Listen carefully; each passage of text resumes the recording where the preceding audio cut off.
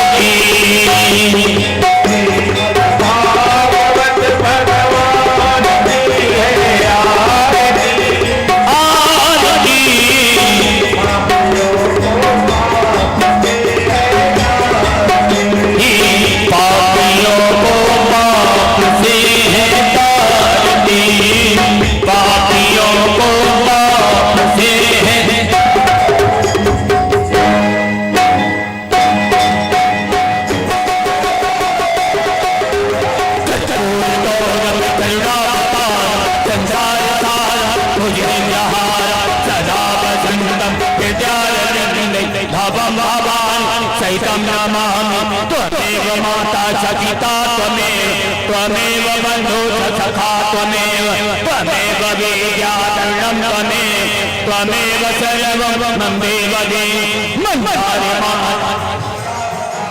कपाले मालाति भराय दिव्यं वराय च दिव्यं वराय नमः शिवाय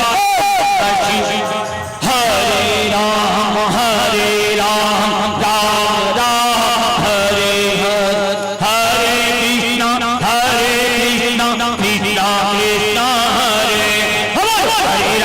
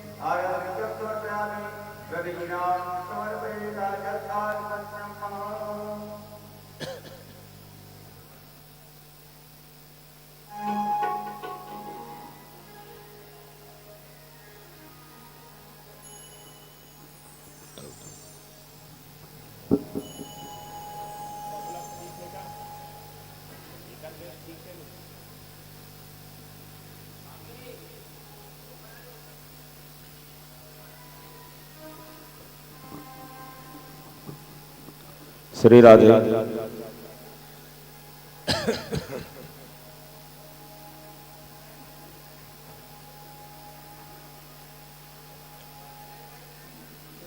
श्री राधे।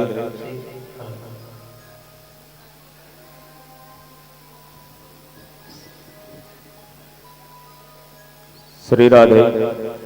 श्री राधे। श्री राधे। श्री राधे। हल्का सीको डाल देना। श्री राधे।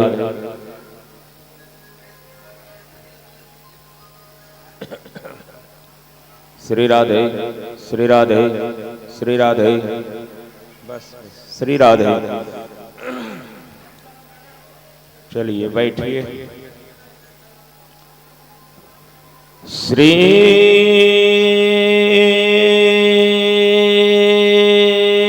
हरये नमः। श्री परमात्मने नमः। श्रीमन्महागणाधिपते नमः। श्री सरस्वती नमः।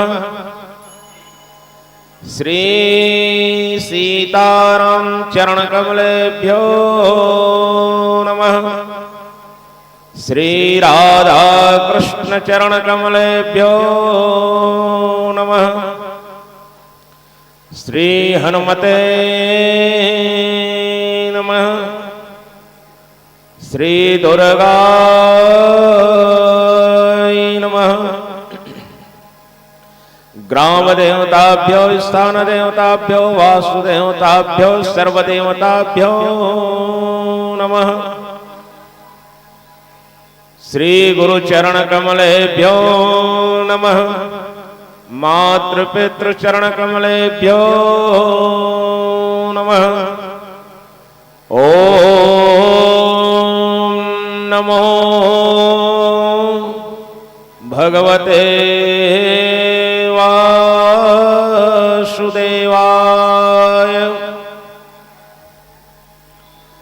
गजाननं भूतगणाधिसेवितं कपित्तजम्बूफलचारुभक्षणं उमासुतं शोकविनाशकारकं नमामि विघ्नेश्वरपादपङ्कजम्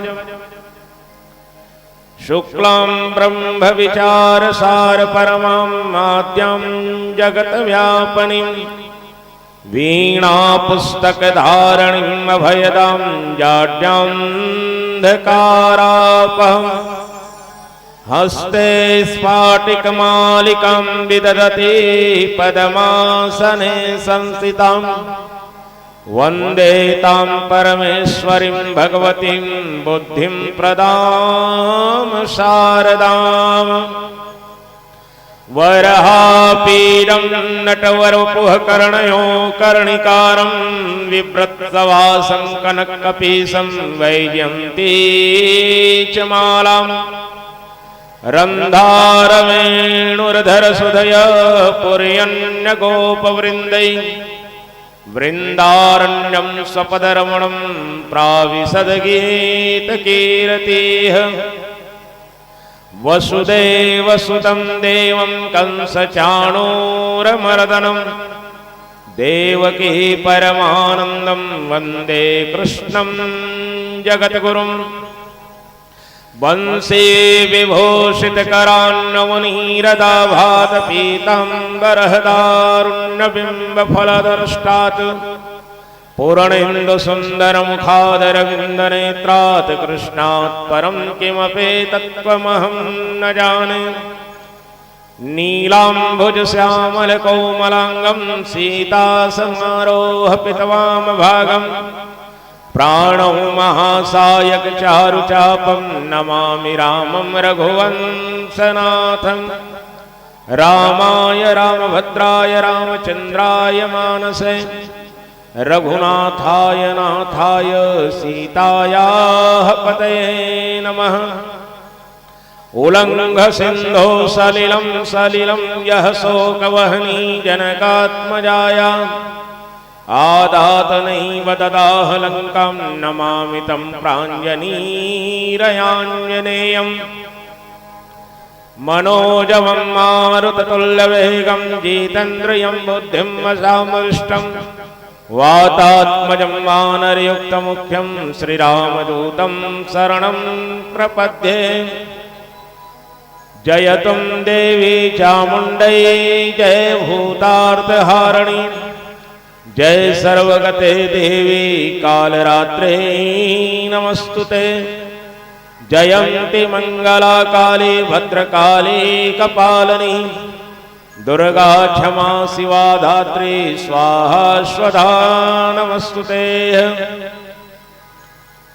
ध्यानमूलं गुरुमूर्ति पूजामूलं गुरुपदम् मंत्रमूलं गुरुर्वाक्यं मोक्षमूलं गुरुकृपाः बन्दं गुरुपदपद्मपरागा सुरुचि सुवास सरस अनुरागा।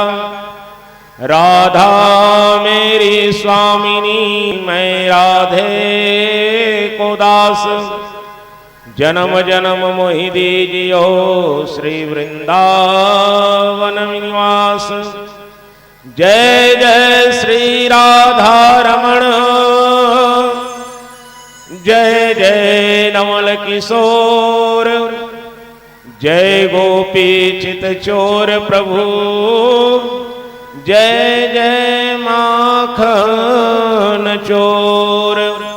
बोलिए श्री राधा रमण सरकार की श्री राधा वल्लभ भगवान की श्री सीता वल्लभ भगवान की श्री हनुमान जी महाराज की भागवत महापुराण की श्री व्यास नारायण भगवान की श्री सुखदेव भगवान की सद्गुरुदेव भगवान की, सती माता की, नगर के समस्त देवी देवता की, अपने अपने गुरु मात पिता की, सत्य सनातन धर्म की, गौ माता की, भारत माता की।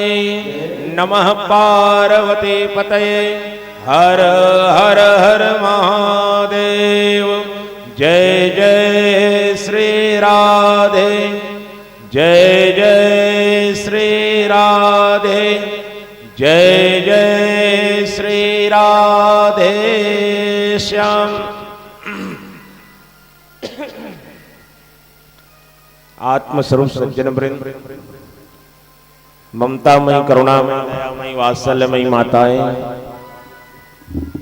सप्त दिवसीय ज्ञान भागवत ज्ञान यज्ञ सप्ताह के मुख्य आयोजन करता, व्यासपीठ के समुपस्थित परीक्षित स्वरूप विराजमान आदरणीय समीर पांडे जी, श्रीमती उषा पांडे जी, उनके समस्त परिजन, श्रीमती पद्मा पांडे जी, श्रीमती संध्या कुष्माकर शुक्ला, श्रीमती सपना राजशेखर दीवान, श्रीमती सारिका आनंद शर्मा, श्रीमती निहारिका आशुतोष मिश्रा, श्री शशांक रंजना पांडे, श्री सौरभ सपना पांडे, यश इति वंश हर्ष प्रिंसु लाडो आदि आशी विभू श्रीहन सहित और जितने भी परिजन हैं, सबसे पहले आप सबके हृदय पटल पर निवास करने वाले जगदाधार परम पिता परमेश्वर अखिल ब्रह्मांड नायक रास राजेश्वर मुरलीधर बंसीधर नटनागर गोवर्धन धारी रास बिहारी चितचोर माखन चोर यशोदानंदन हृदय और चंदन ब्रजनंदन नंदनंदन मोहन माधव गोपाल दामोदर भगवान श्री कृष्ण के साथ साथ श्री वृषभानु दुलारी कृष्ण प्रिया श्री राधे जी के श्री चरणों में साष्टांग प्रणाम। रघुकुल शिरोमणि रघुकुल भूषण दशरथ नंदन भगवान श्री राघवेंद्र सरकार के साथ साथ जनक दुलारी श्री राम प्रिया जानकी जी के श्री चरणों में साष्टांग प्रणाम। हम और आप सबको भगवत कथा कहने और सुनने की शक्ति प्रदान करने वाले आंजनेय भगवान श्री हनुमान जी के श्री चरणों में साष्टांग प्रणाम समर्पित करते हुए, आशुतोष भगवान महाकाल के श्री चरणों में साष्टांग प्रणाम, माता सती के चरणों में प्रणाम समर्पित करते हुए आइए हम और आप सब सप्त दिवसीय ज्ञान यज्ञ के अंतिम दिवस सप्तम दिवस की कथा सरिता में अवगाहन करें और अपने मानव जीवन को कृतार्थ करने का एक और प्रयास करें। इसके पूर्व चलिए श्री हनुमान जी के श्री चरणों में हनुमान चालीसा का भाव समर्पण कर लें। उसके बाद फिर हम और आप सब आज की कथा यात्रा में प्रवेश करेंगे। एक बार भाव के साथ जयकारा करते हुए बोलिए हनुमान जी महाराज की जय।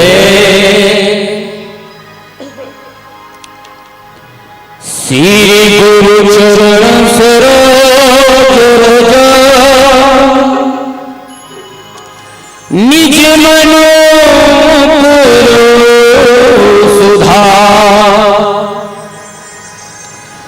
बरे नमो रघुबर विमल जसो जो दायक फल चार बोधहीन तनु जान के सुमिरा पवन कुमार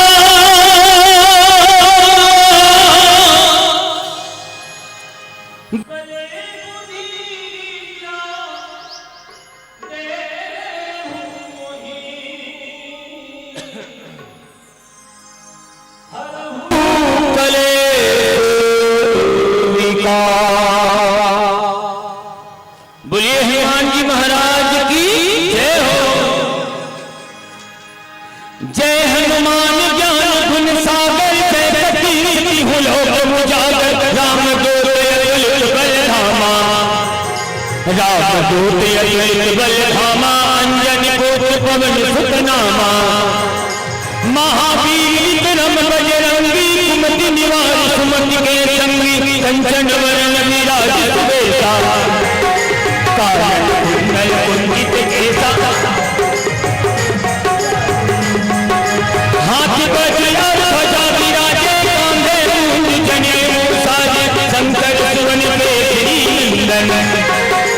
शंकर सुवन केसरी नंदन तेज प्रताप महाजगवंदन विद्यावान गुणी अति चातुर राम काज करे को प्रभु चरित्र सुन में बोल दिया चरित्र सुन में बोल दिया राम लखन सीता मन बतिया सूक्ष्म रूप धरि नहीं आवा रूप धरि लंक जरावा भीम रूप धरि असुर संहारे भीम रूप धरि असुर संहारे रामचंद्र के आज सवारे लाए सजीवन लखन जियाए श्री रघुवीर हरि गुण लाए रघुपति की बहुत बड़ाई रघुपति की बहुत बड़ाई तुम मम प्रिय भर नहीं संभाई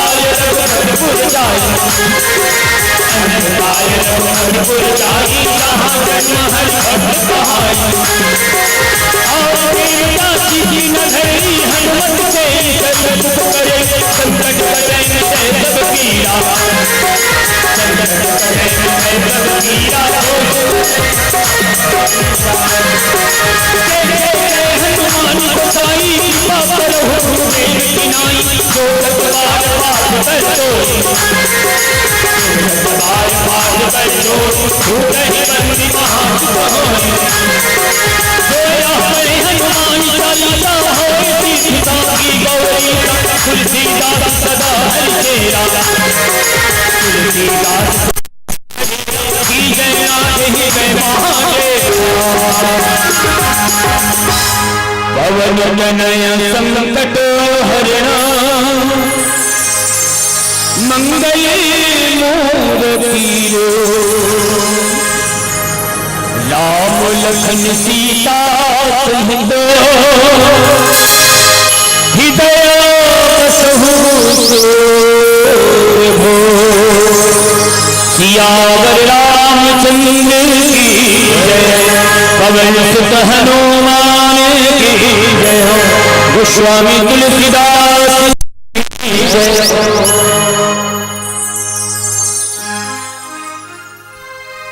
बोलिए श्रीमद् भागवत महापुराण के।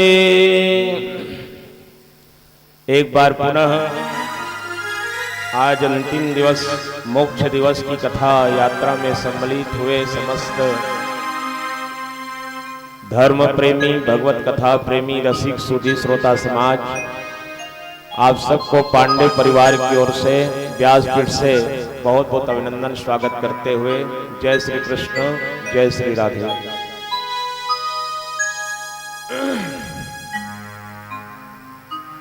देवलोकवासी श्रद्धेय मोहितलाल पांडे जी और उनके समस्त पूर्वजों की मोक्ष कामना को लेकर के आयोजित श्रीमद् भागवत सप्ताह ज्ञान यज्ञ का आज अंतिम दिवस है। आज की कथा के बाद श्रीमद् भागवत की कथा विराम लेगी और कल गीता होगा। गीता के बाद पूर्णाहुति के बाद यज्ञ पूर्णतः समापन हो जाएगा। आज की कथा को मोक्ष की कथा कहा गया है। सप्तम दिवस को श्रीमद् भागवत में मोक्ष दिवस कहा जाता है, क्योंकि आज अंतिम दिन की कथा सुनने के बाद महाराज परीक्षित मोक्ष प्राप्त करेंगे। भगवान की अनन्य कथाओं को, जिसको भगवान वेदव्यास जी ने 18,000 श्लोकों में श्रीमद् भागवत महापुराण में वर्णित किया है, जिसको भगवान कृष्ण का वांग्मय स्वरूप कहा जाता है, जिस श्रीमद् भागवत में भगवान स्वयं विराजमान रहते हैं, भगवान कृष्ण भागवत में ही विराजित हैं। और ऐसे श्रीमद् भागवत की कथा मृत्यु के भय को दूर करने वाली, जीव के जीवन में आए हुए समस्त पापों को दूर करने वाली और मोक्ष के मार्ग पर ले जाने वाली कथा है, जिस कथा को हम और आप सब विगत 6 दिनों से सुनते आ रहे हैं। और आज अंतिम दिवस इस ज्ञान गंगा में अवगाहन करेंगे। मैंने कल निवेदन किया था कि जो 6 दिन कथा नहीं सुनता श्रीमद् भागवत की, किसी कारणवश व्यस्तता सबके पास है, कई लोग तो चाह करके भी कथा में नहीं आ पाते और आते हैं तो पर भी ध्यान से सुन ही नहीं पाते। अब विशेष स्तर से आयोजन जो करते हैं ना, उसके घर के लोग और नहीं सुनते, क्योंकि काम की व्यस्तता हो जाती है। थोड़ी देर बैठते हैं, फिर इसको लाओ, फिर बैठे, फिर उसको लाओ, यहाँ जाओ वहाँ जाओ, मेहमान आ रहे हैं उसको देखो, तो ये व्यस्तता हो जाती है, नहीं सुन पाते। लेकिन उनको पुण्य जरूर मिलता है, क्योंकि राम काज में जो लग गया, श्याम काज में जो लग गया, उसको पुण्य मिलता है, चाहे वो पूर्णतः बैठ करके सुने या ना सुने। लेकिन अतिथि देवो भवः, अतिथि देवता है, उसका सम्मान जो करते हैं ना, उसको पुण्य की प्राप्ति हो ही जाती है। भगवान कहते हैं ठीक है, मेरी कथा नहीं सुन पा रहा ढंग से, लेकिन मेरी कथा सुनने के लिए जो आ रहे हैं, उनका आव भगत में लगा है, व्यवस्था में लगा है, तो भगवान उनको भी पुण्य की प्राप्ति करा देते हैं। बोलो भागवत भगवान की जय। इसीलिए तो राजसूय यज्ञ में भगवान जूठा उठाने का काम किए हैं। और कल भगवान के अनन्य विवाहों की चर्चा करने के बाद जरासंध का वध हुआ। राजसूय यज्ञ में शिशुपाल और दंतवक्र को भगवान ने मोक्ष दिलाया। और उसके बाद कल अंतिम में भगवान के उस परम भक्त, परम मित्र श्री सुदामा जी की चर्चा कथा के माध्यम से हम और आपने श्रवण किया है। जिस सुदामा ने भगवान की अविरल भक्ति की है और अविरल भक्ति को करने के बाद मोक्ष के मार्ग पर चला। भक्ति अलग बात है और अविरल भक्ति अलग बात है। हम केवल भक्ति करते हैं, लेकिन सुदामा जी ने जो किया है उसको अविरल भक्ति कहा जाता है, जो कभी रुकता नहीं है। ऐसी भक्ति, जिस भक्ति को जटायु जी ने मांगा था भगवान से। सीता हरण करके जब रावण ले जा रहा था और उस रावण के चंगुल से सीता जी को मुक्त कराने के लिए वृद्ध अवस्था में जटायु जी लंकाधिपति रावण से भी भिड़ गया और पंग जब कट गए, घायल अवस्था में धरती पर पड़ा हुआ है। जब राम जी आए तो उनके ही गोदी पर सिर रख करके जटायु जी भगवान के धाम जाते हैं। विरल भगति मांगी बर कीत गयो सुरधाम। ऐसे अविरल भक्ति को सुदामा जी ने मांगा है और उसी अविरल भक्ति को सुदामा जी ने किया है। आज 7वें दिन की कथा में भगवान सुखदेव जी राजा परीक्षित को श्रवण कराने जा रहे हैं। मैत्रेय जी महाराज विदुर जी को इसी पावनी कथा को श्रवण करा रहे हैं और भगवान सुत जी सौनक आदि 88,000 ऋषियों को इस दिव्य कथा का ज्ञान प्रदान कर रहे हैं और उसी कथा को हम और आप सब बहुत भाव से सुन रहे हैं। मैं ये नहीं कहता कि आप सुन रहे हैं, उसमें मैं भी शामिल हूँ, इसीलिए हम और आप कहते हैं, क्योंकि वक्ता श्रोता ज्ञान निधि कथा राम के गूढ़। कथा कहने वाला केवल कथा नहीं कहता, वो भी कथा को सुनता है। इसीलिए हम और आप शब्द का प्रयोग मैं इसीलिए कहता हूँ क्योंकि इस ज्ञान गंगा में मैं अकिंचन बालक इसमें स्नान कर रहा हूँ और आप सब की सानिध्यता में। भगवान सुखदेव जी कहने लगे, कहा राजन वसुदेव जी ने कुरुक्षेत्र के मैदान पर एक विशाल यज्ञ का आयोजन किया और उस यज्ञ में सबको आमंत्रण दिया है। गोकुल के लोग भी आए हैं, वृंदावन के लोग भी आए हैं, मथुरा के लोग भी आए हैं, सब आए। भगवान कृष्ण अपनी समस्त पटरानियों को लेकर के उस कुरुक्षेत्र के मैदान पर गए हैं जहां पर वसुदेव जी यज्ञ कर रहे हैं। माता यशोदा जी के साथ नंद बाबा भी आए हुए हैं। सबके लिए अलग अलग शिविर की व्यवस्था की गई है। अपने अपने शिविर पर सब लोग रुके हुए हैं। एक विशाल यज्ञशाला का निर्माण वसुदेव जी ने कराया है जहां पर बड़े बड़े यज्ञकर्ता सप्तऋषियों का समूह यज्ञ कर रहे हैं। माता यशोदा को जैसे ही पता चला कि इस यज्ञ में मेरा कान्हा भी आया हुआ है और उस कान्हा को देखने के लिए माता यशोदा कुरुक्षेत्र के उस मैदान पर भागती है, दौड़ती है, चिल्लाती है पागलों की तरह, मेरे कन्हैया का शिविर कहाँ है, मेरे कान्हा का शिविर कहाँ है, मुझे कोई कान्हा का बता दो। अब सोचिए साहब, जब भगवान गोकुल को वृंदावन को छोड़ करके मथुरा गए थे तब लगभग 11 वर्ष की अवस्था रही होगी भगवान की, और 11 वर्ष की अवस्था भगवान की थी जब भगवान इस धराधाम पर अवतरित होकर के आए। तो माता यशोदा की उम्र कितनी थी? लगभग 80 साल की। 80 और 11 को जोड़ दो कितना हो गया?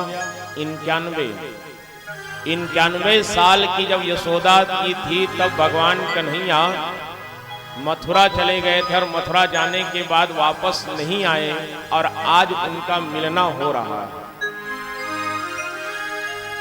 लेकिन इतने वृद्धा अवस्था शरीर को प्राप्त करके भी यशोदा उस कुरुक्षेत्र के मैदान में पागल की तरह दौड़ते दौड़ते सबको पूछ रहे हैं कि मेरे कान्हा का शिविर कहाँ है, मेरा कन्हैया के शिविर पर लुका हुआ है, मुझे कान्हा के पास जाना है।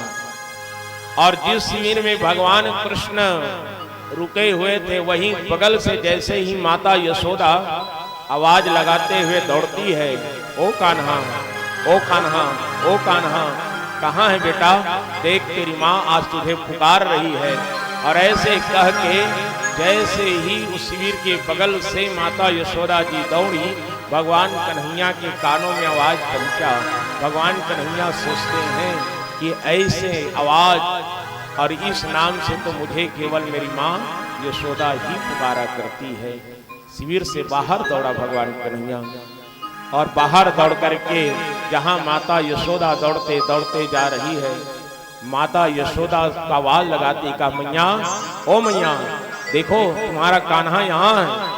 और जैसे ही कान्हा की भगवान कृष्ण की आवाज माता यशोदा के कानों में पहुंची, माता यशोदा मुड़ करके देखते हैं तो पीछे में भगवान कृष्ण खड़े हुए हैं। वापस आकर के भगवान को हृदय से माता यशोदा लगा लेती है और लगा करके उसको बहुत प्रेम करती है। आंख से आंसू बह रहे हैं। भगवान कन्हैया माता यशोदा की आंखों के आंसू को पोंछ करके शिविर में लेकर के गए, चरणों की सेवा करती है और माता से कहते हैं, माँ तू इतना भागा दौड़ क्यों कर रही है? माता यशोदा कहने लगी, कहा बेटा कितना वर्ष हो गया जब से तू गोकुल छोड़ करके गया है, वापस कभी नहीं आया। क्या तुम्हारी माता की याद तुम्हें नहीं आती? क्या गोकुल की उस मिट्टी को तुम याद नहीं करते?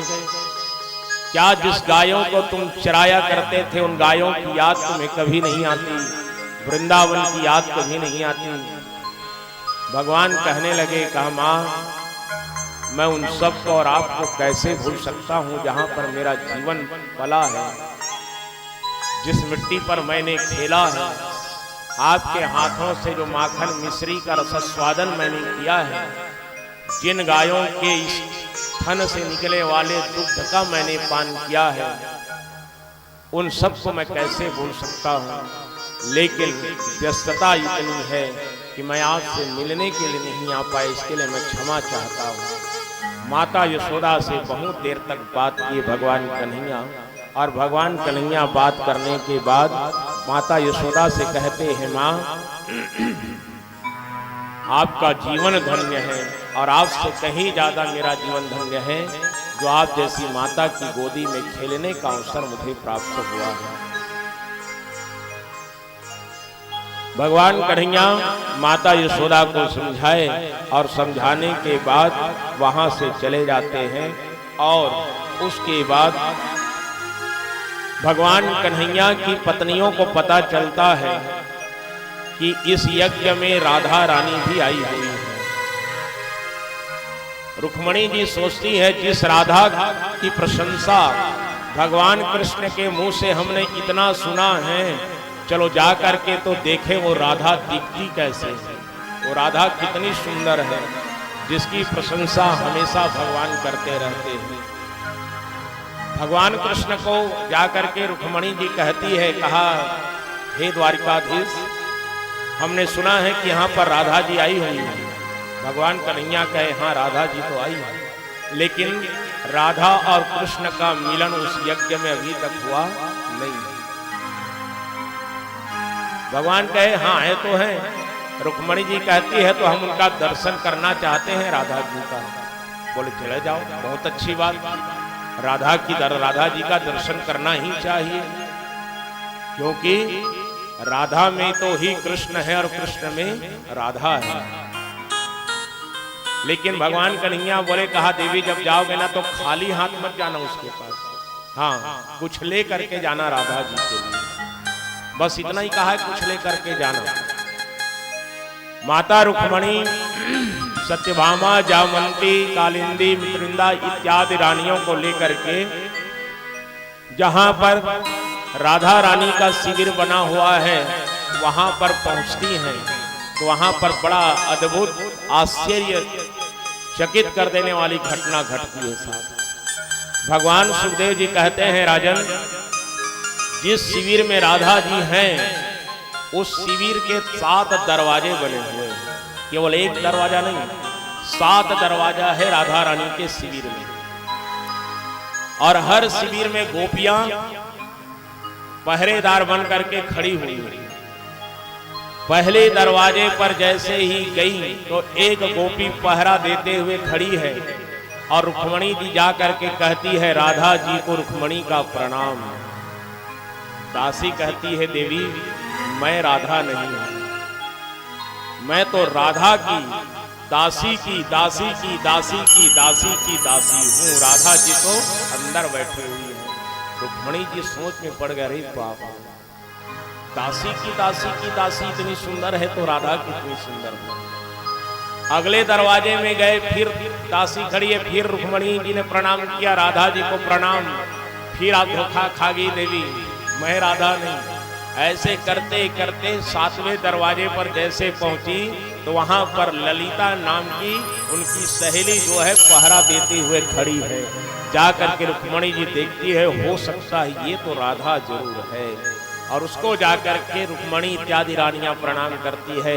राधा जी को हम द्वारकाधीश की पत्नियों की ओर से प्रणाम। ललिता कहती हाथ जोड़ करके प्रणाम देवी, लेकिन मैं राधा नहीं हूं। राधा जी तो अंदर बैठी हुए, बोलिए राधा रानी सरकार की जय। राधा जी अंदर बैठे हुए। अब सोचिए साहब, जिन दासियों को रुक्मणी राधा समझ रही है वो इतनी सुंदर, तो हमारी राधा जी, राधा सरकार, राधे सरकार कितनी सुंदर रही होगी। मैं 2 दिन हो गया यूट्यूब में देखता हूं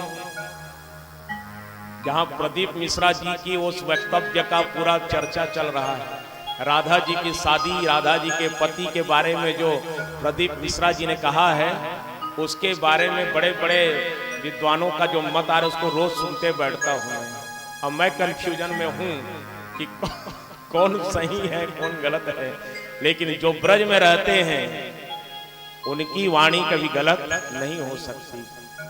और दोनों एक दूसरा प्रमाण दे रहे हैं। प्रेमानंद जी महाराज की बात को मैं सुन रहा था कल बैठे बैठे, जिसको ब्रज भूमि का सबसे बड़ा संत कहा जाता है प्रेमानंद बाबा को। आप लोग यूट्यूब में देखेंगे, प्रेमानंद पीला वस्त्र धारण करते हैं। वो प्रेमानंद जी इतना विरोध के साथ प्रदीप मिश्रा जी की बात को कटाक्ष किया है पूरे प्रमाण के साथ।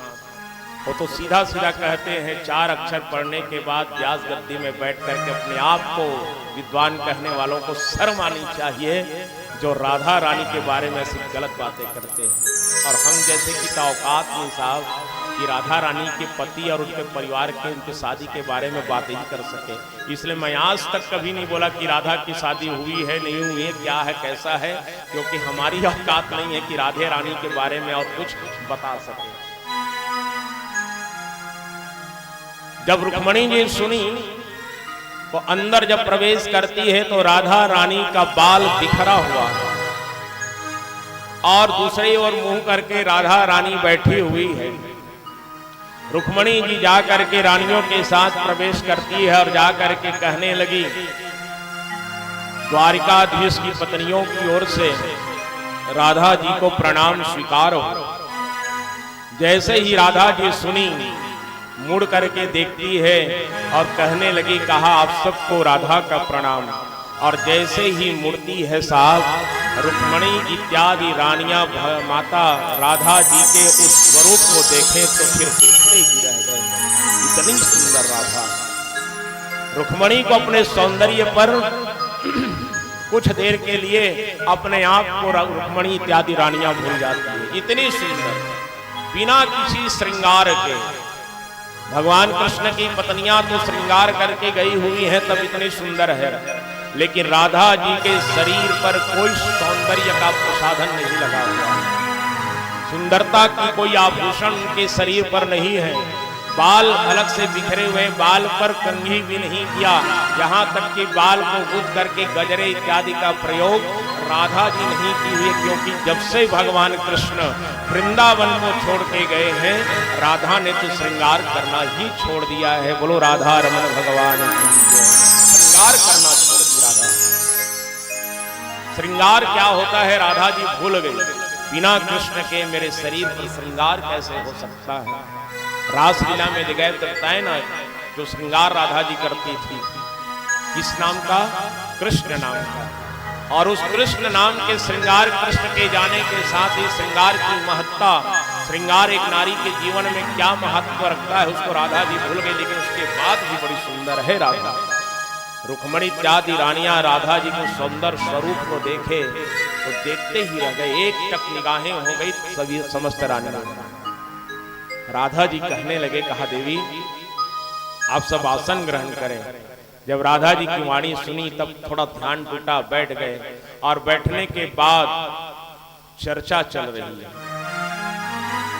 इसके पहले रुक्मणी इत्यादि रानियां द्रौपदी जी से भी मिली थी, तो द्रौपदी जी के साथ मिली थी तो वहां चर्चा चली, तो शादी और ब्याह की चर्चा चली थी।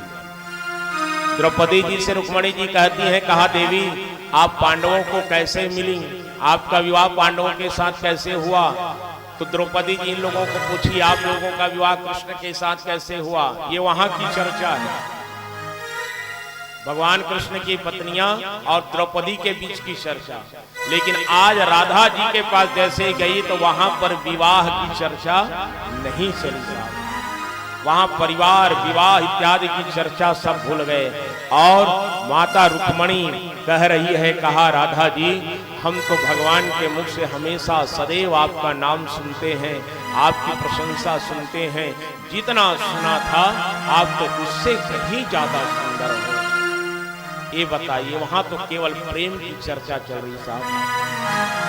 रुक्मणी जी कहती हैं, कहा देवी भगवान तो आपको हमेशा याद करते हैं, आपसे बहुत प्रेम करते हैं, क्या आप भी भगवान से उतना ही प्रेम करती हो। राधा जी कहती है, मेरे शरीर को मेरे रूप को देखने के बाद आप लोगों को आभास हो गया होगा देवी कि मैं भगवान से कितना प्रेम करती हूँ। भगवान कृष्ण के बारे में सुन करके राधा रानी की आंखों में आंसू भर आया। और राधा की बातें जब चली, वृंदावन में जो भगवान के साथ उन्होंने जो अपना समय बिताया है, उन समयों को जब राधा रानी बताना चालू करती है तो समस्त रानियां बड़े विह्वल हो जाती हैं। रुक्मणी जी ने प्रश्न किया था, देवी कृष्ण जी के जाने के बाद आप कैसे रहती हैं। राधा जी कहती है, केवल उनकी यादें, मेरे हृदय पर तो मेरे कृष्ण है, मेरी सांसों में कृष्ण, मेरे हृदय में कृष्ण। राधा कहती है, देवी मेरी हर सांस सांस में कृष्ण बचा हुआ है, मेरे हृदय में तो केवल मेरे कृष्ण बसे हुए हैं। और उसी कृष्ण को याद करते हुए मन की आंखों से, अंतरात्मा की आंखों से उस प्रभु का दर्शन करते करते मैं अपना जीवन जी। भगवान राघवेंद्र सरकार जी ने भी हनुमान जी से यही प्रश्न किया था, जब सीता जी की पूजा पता लगा करके गए थे तो राम जी ने कहा था, हनुमान ये बताओ मेरी सीता वहां रहती कैसे है निशाचरों के बीच में। तब हनुमान जी ने कहा था, नाम पाहरो दिवस निशि,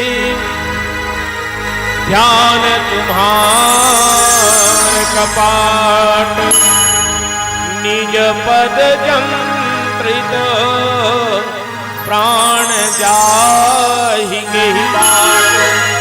हनुमान जी ने कहा था, प्रभु नाम पाहरो दिवस निशि, ध्यान तुम्हार कपाट, आपका नाम जो है वहां पहरा दे रहा है, आपका ध्यान कपाट का काम कर रहा है, आपके मंत्र का जाप करता है, वो ताले का काम कर रहे हैं। और माता सीता अपने चरणों, अपने आंखों को झुका करके केवल आपका ही दर्शन करती है।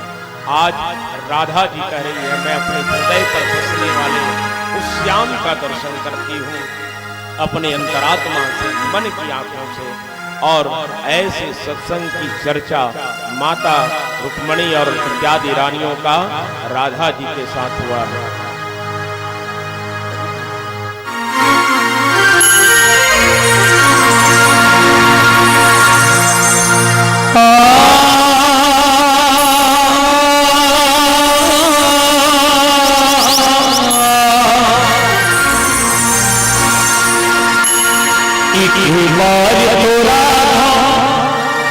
बन कर देखो मेरे सांवरिया, राधा कहे राधा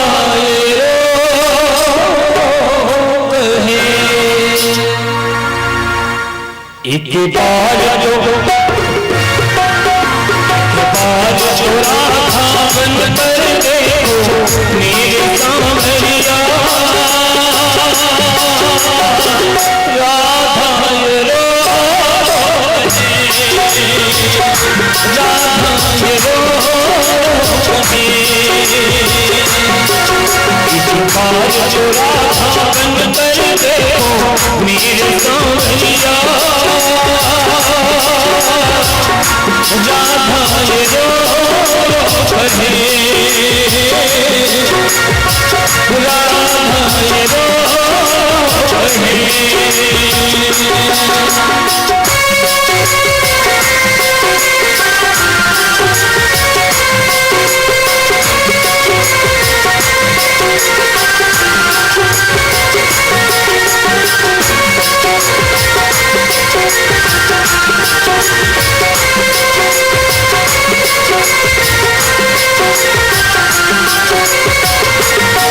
क्या होते हैं आंसू, क्या पीड़ा होती है, क्या होते हैं आंसू, क्या पीड़ा होती है, क्यों दिल उठता है, क्यों आंखें रोती है, क्यों दिल उठता है, क्यों आंखें रोती है, एक बार आंसू को हाथ देखो सावरिया,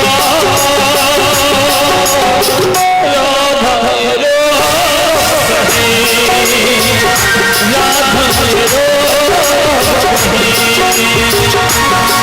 एक बार तो राधा बन कर देखो मेरे सावरिया, राधा ये रो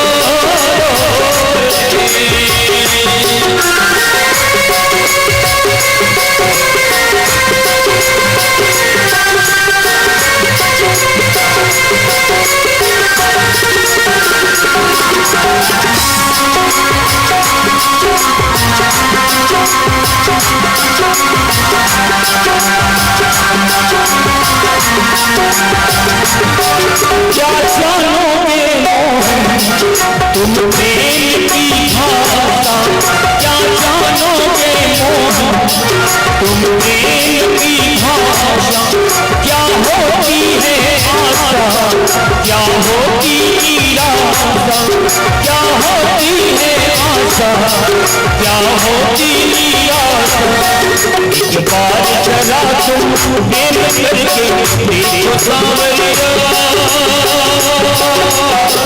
राधा ये रो राधा ये रो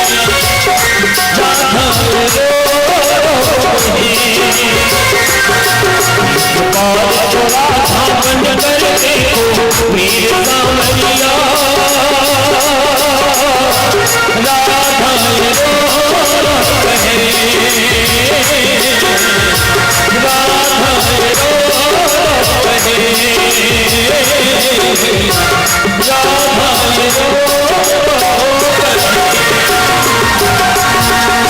जय जय श्री राम, बोलिए राधा भगवान की जय। माता रुक्मणी और राधा जी के साथ दिव्य चर्चा चल रही, और चर्चा चलने के बाद रुक्मणी जी ने कहा, देवी हम आपके लिए कुछ भेंट लेकर के आए हैं, आप इन्हें स्वीकार करें। राधा जी कहने लगी, क्या है इसमें? बोले, इसमें दूध है, हम दूध लेकर के आए हैं आपके लिए। माता रुक्मणी की बात सुन करके राधा जी कहने लगी, कहा, हे देवी, जब से भगवान ने ब्रजमंडल छोड़ा है हमने तो दूध पीना ही छोड़ दिया है। दूध का स्वाद कैसे होता है हम भूल गए। जब राधा जी ने ऐसा कहा तो रुक्मणी मैया के मुंह से अचानक निकल गया कि इसको तो कृष्ण ने भेजा है। और जैसे ही कृष्ण का नाम सुनती है राधा जी, उस पात्र को जिसमें दूध रखा हुआ है उस पात्र को पकड़ी और एक ही बार में पूरे के पूरे दूध को पी लेती है। बोलो राधा रानी सरकार की जय। एक बार और जब पूरा दूध पी दी तो राधा रुक्मणी जी सोच रही है, अरे बाप रे, देखो दूध ठंडा नहीं था साहब, एकदम गर्म दूध को लेकर के रुक्मणी जी गई हुई थी राधा की परीक्षा लेने के लिए कि चलो देखे तो सही यदि राधा कृष्ण की सही भक्ति करती है, यदि कृष्ण से सच्चा प्रेम करती है तो इस गर्म दूध को पीने के बाद भी उसको दर्द का एहसास नहीं होना चाहिए। और यदि दर्द हो गया थोड़ा सा एक आध दूध पीने के बाद यदि राधा जी को आभास हो जाएगा कि दूध गर्म है और दूध गर्म है करके भी छोड़ देगी तो समझ जाएंगे कि राधा कृष्ण से उतना प्रेम नहीं करती जितना हम करते हैं। देखो सांसारिक जीवन की पत्नियां राधा की उस पवित्र प्रेम की परीक्षा लेने के लिए गई हुई है और कृष्ण का नाम सुनते ही जैसे राधा जी गरम गरम दूध को एक ही बार में पी लेती है तो आश्चर्य में समस्त रानियां पड़ गई, एकदम आश्चर्य, और कुछ नहीं बोली, सीधा प्रणाम किए, कहे राधा जी अब हम चलते हैं और आप विश्राम करिए। राधा जी ने भी सबको प्रणाम किया और वहां से जैसे ही भगवान कृष्ण के शिविर में आए तो रुक्मणी जी क्या देखते हैं, भगवान कृष्ण के पैरों पर छाले पड़े हुए, फोड़े पड़ गए। रुक्मणी जी चरण को देख करके भगवान कृष्ण से कहती है, कहा प्रभु आपके पैरों पर छाले कैसे, क्या आप कहीं बाहर गए थे बिना चरण पादुका के? भगवान कन्हैया कहने लगे, कहा देवी ये छाला तो आपका दिया हुआ है, आपने ही तो मेरे पैरों पर छाले दे दिए हो। जब भगवान ने कहा तो रुक्मणी बड़ी अवाक रह गई, कहे कैसे प्रभु, हम आपके पैरों पर छाले कैसे दे सकते हैं, ये कैसे हुआ? तब भगवान कृष्ण कहते हैं, कहा देवी हमको पता है राधा जी को जो दूध आपने दिया था ना वो गर्म दूध था और उस दूध को राधा जी पी तो उसने दूध पिया लेकिन छाले मेरे पैरों पर पड़ गए, क्योंकि राधा के हृदय पर तो मेरे चरण कमल रहते हैं। हमको पता है देवी, परीक्षा लेने के गई थी ना राधा रानी का गर्म दूध लेकर के और वो गर्म दूध पी गई लेकिन छाले मेरे पैरों पर पड़ गए, इसीलिए मैंने कहा कि ये छाले तो आपके दिए हुए हैं। और भगवान की पत्नियां जब सुनती है तो अवाक रह गई, हाथ जोड़ करके रुक्मणी जी कहती है, हे गोविंद हमें क्षमा कर देना, हमने गलती की है कि राधा के पवित्र प्रेम की हम परीक्षा लेने के लिए आए हुए थे, गए हुए थे, लेकिन हमें नहीं पता था कि राधा जी आपसे इतना प्रेम करती है।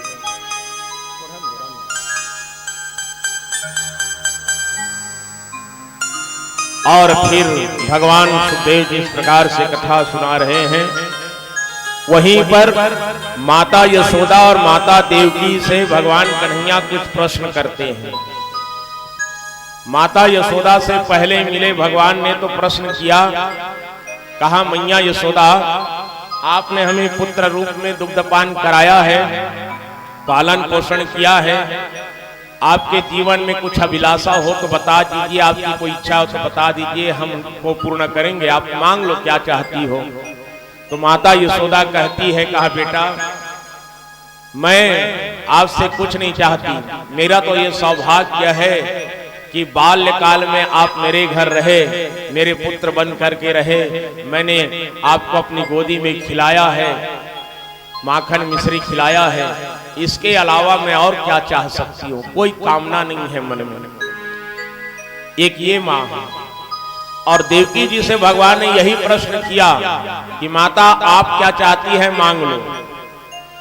तो देवकी मैया जिन्होंने भगवान को अपने गर्भ से जन्म दिया है, वो देवकी मैया के मन की लालसा सुनिए। देवकी जी कहती हैं, बेटा मेरे मन में केवल एक ही इच्छा बाकी है। बोले क्या? मैंने अपने 6 पुत्रों को जन्म दिया है लेकिन उनको दुग्ध पान भी नहीं करा पाया, कंस ने उनकी हत्या कर दिया, तो मैं उन 6 पुत्रों को देखना चाहती हूँ, अपना स्तनपान कराना चाहती हूँ। क्या तू मुझे 6 पुत्रों को ला करके दे सकता है? देखो, एक जो ब्रह्म को अपने गर्भ से जन्म दिया, जिसके गर्भ से भगवान अवतरित होकर के आए हैं, देवकी जी की इच्छा, और एक यशोदा मियां जिनके घर भगवान रह करके पले हैं, बढ़े हैं, खेले हैं, उनकी इच्छा। और दोनों की इच्छाओं में कितना अंतर है। एक कहती है कि तू मेरे घर पुत्र बन करके रहा, ये मैं सबसे बड़ी अपने आप को सौभाग्यशालिनी समझती हूँ, उसके बाद मेरे मन में कोई इच्छा नहीं है। और एक इच्छा ये है कि यदि तू फिर से कभी संसार में आए तो इस बार मेरे गर्भ से उत्पन्न होकर के आना। भगवान को पुत्र रूप में पाने की इच्छा यशोदा जी की है। लेकिन देवकी, जिनके कोख से ब्रह्म का अवतरण हुआ है, जिसने भगवान को, स्वयं नारायण को जिन्होंने जन्म दिया है, वो देवकी कहती है कि 6 बेटों को मैंने स्तनपान नहीं कराया है, उन 6 बेटों को ला करके दे दो, मैं स्तनपान कराना चाहती हूँ। अब बताओ, तो ये विचार में श्रेष्ठ कौन है? यशोदा का विचार श्रेष्ठ है कि देवकी का विचार श्रेष्ठ है? ईश्वर एक है और बेटे के रूप में दोनों के पास है, लेकिन उसके बावजूद भी देवकी की अभिलाषा कितनी है। देखो, भगवान कहे ठीक है मैया, मैं आपके पुत्रों को लाता हूँ, और भगवान ब्रह्मलोक से उनके 6 पुत्रों को ला करके दे देते। ये आपके 6 पुत्र हैं। और 6 पुत्र को जैसे ही लाए तो माता देवकी ने सबको अपना स्तनपान कराया, और स्तनपान कराने के बाद फिर 6 पुत्रों को भगवान ब्रह्मलोक में भेज देते हैं। देवकी ने कहा बेटा, अभी जब आ गए तो इनको दुनिया में रख दो ना, फिर क्यों ले जा रहे हैं? भगवान कहने लगे, कहा मियां, संसार में सबके जीवन की जो रेखा है वो खींची जा चुकी है जन्म के साथ में। सबकी उम्र निर्धारित की जा चुकी है ना? क्यों? क्योंकि संसार में आया हुआ व्यक्ति सबके कर्म को ब्रह्मा जी लिख करके भेजते हैं। कौन कब मरेगा, कैसे मरेगा, कितने उम्र में मृत्यु होने वाली है, ये सब का निर्धारण हो गया है। हम लोग नहीं जानते। मृत्यु होनी है ये जानते हैं, लेकिन मृत्यु का कारण किसी को पता नहीं चलता, है ना?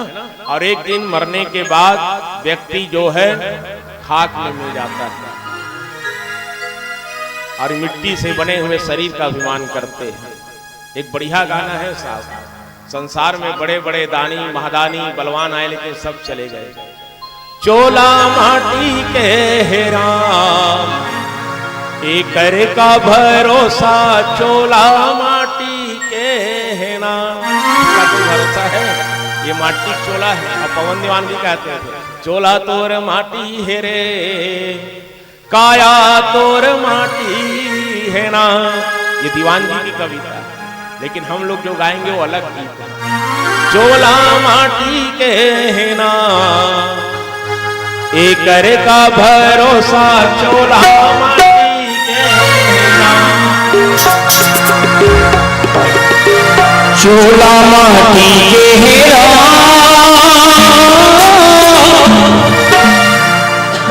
एकर का भरोसा, चोला माटी के हेरा, एकर का भरोसा, चोला माटी के हेरा। चोला माटी के हेरा, एकर का भरोसा, चोला माटी के हेरा, एकर का भरोसा, चोला माटी के हेरा। चोला माटी के हेरा,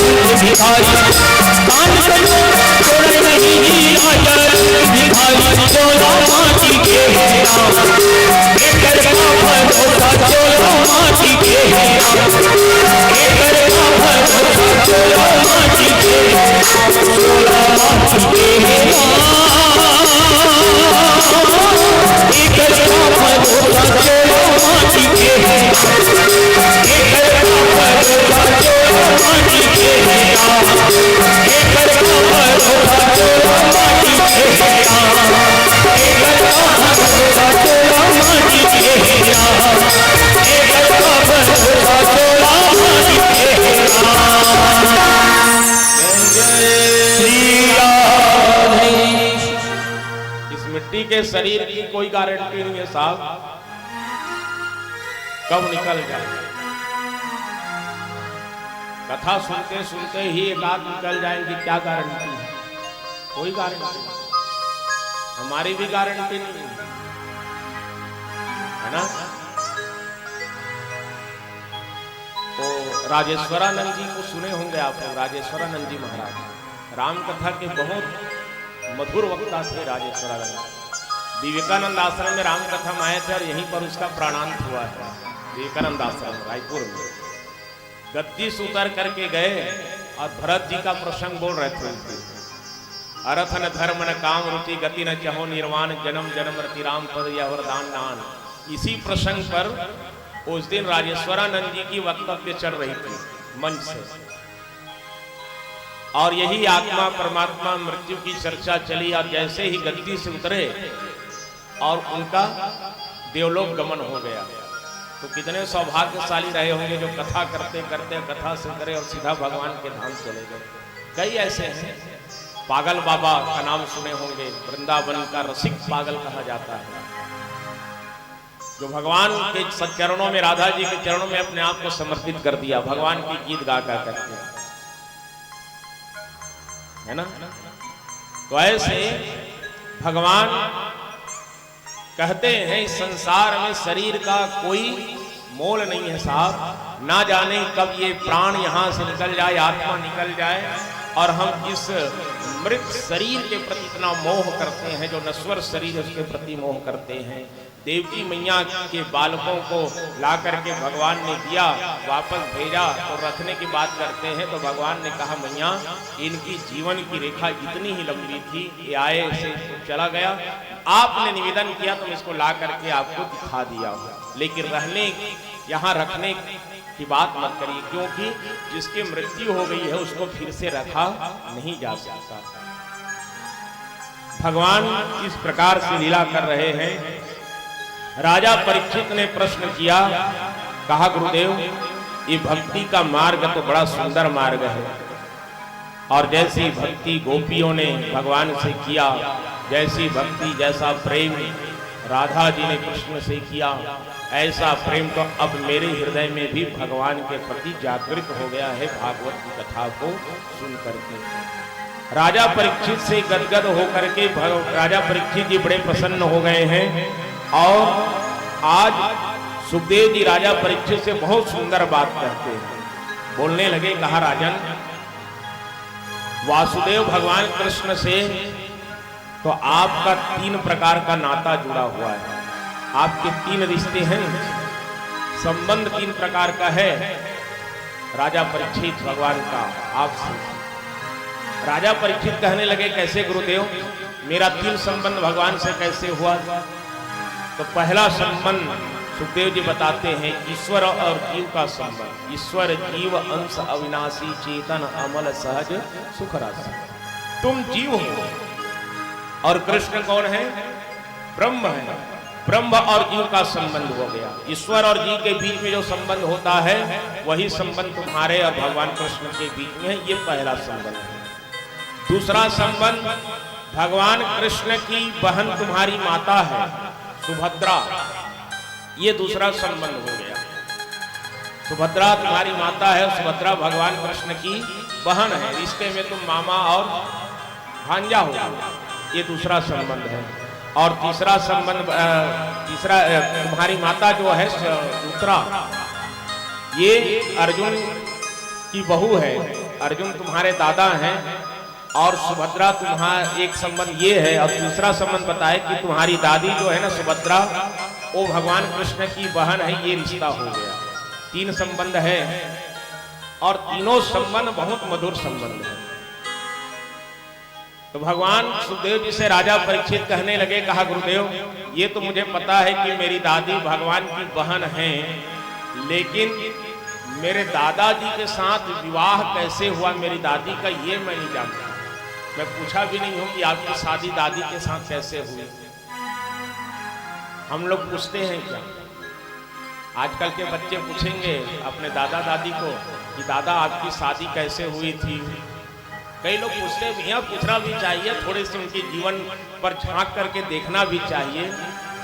कल पापा जी की वो भी चलेगी क्या, कल परसों है ना, डॉक्यूमेंट्री फिल्म चलेगी, पापा जी की पूरी जीवनी चलेगी, है ना। और पापा जी की जीवनी तो फिर पूछो मत।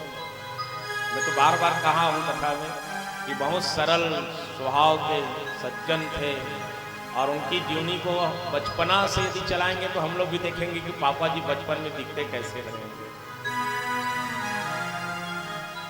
और ठीक है, माता जी से तो मिले नहीं है, लेकिन माता जी के बारे में सुने तो जरूर है कि माता जी कैसी थी।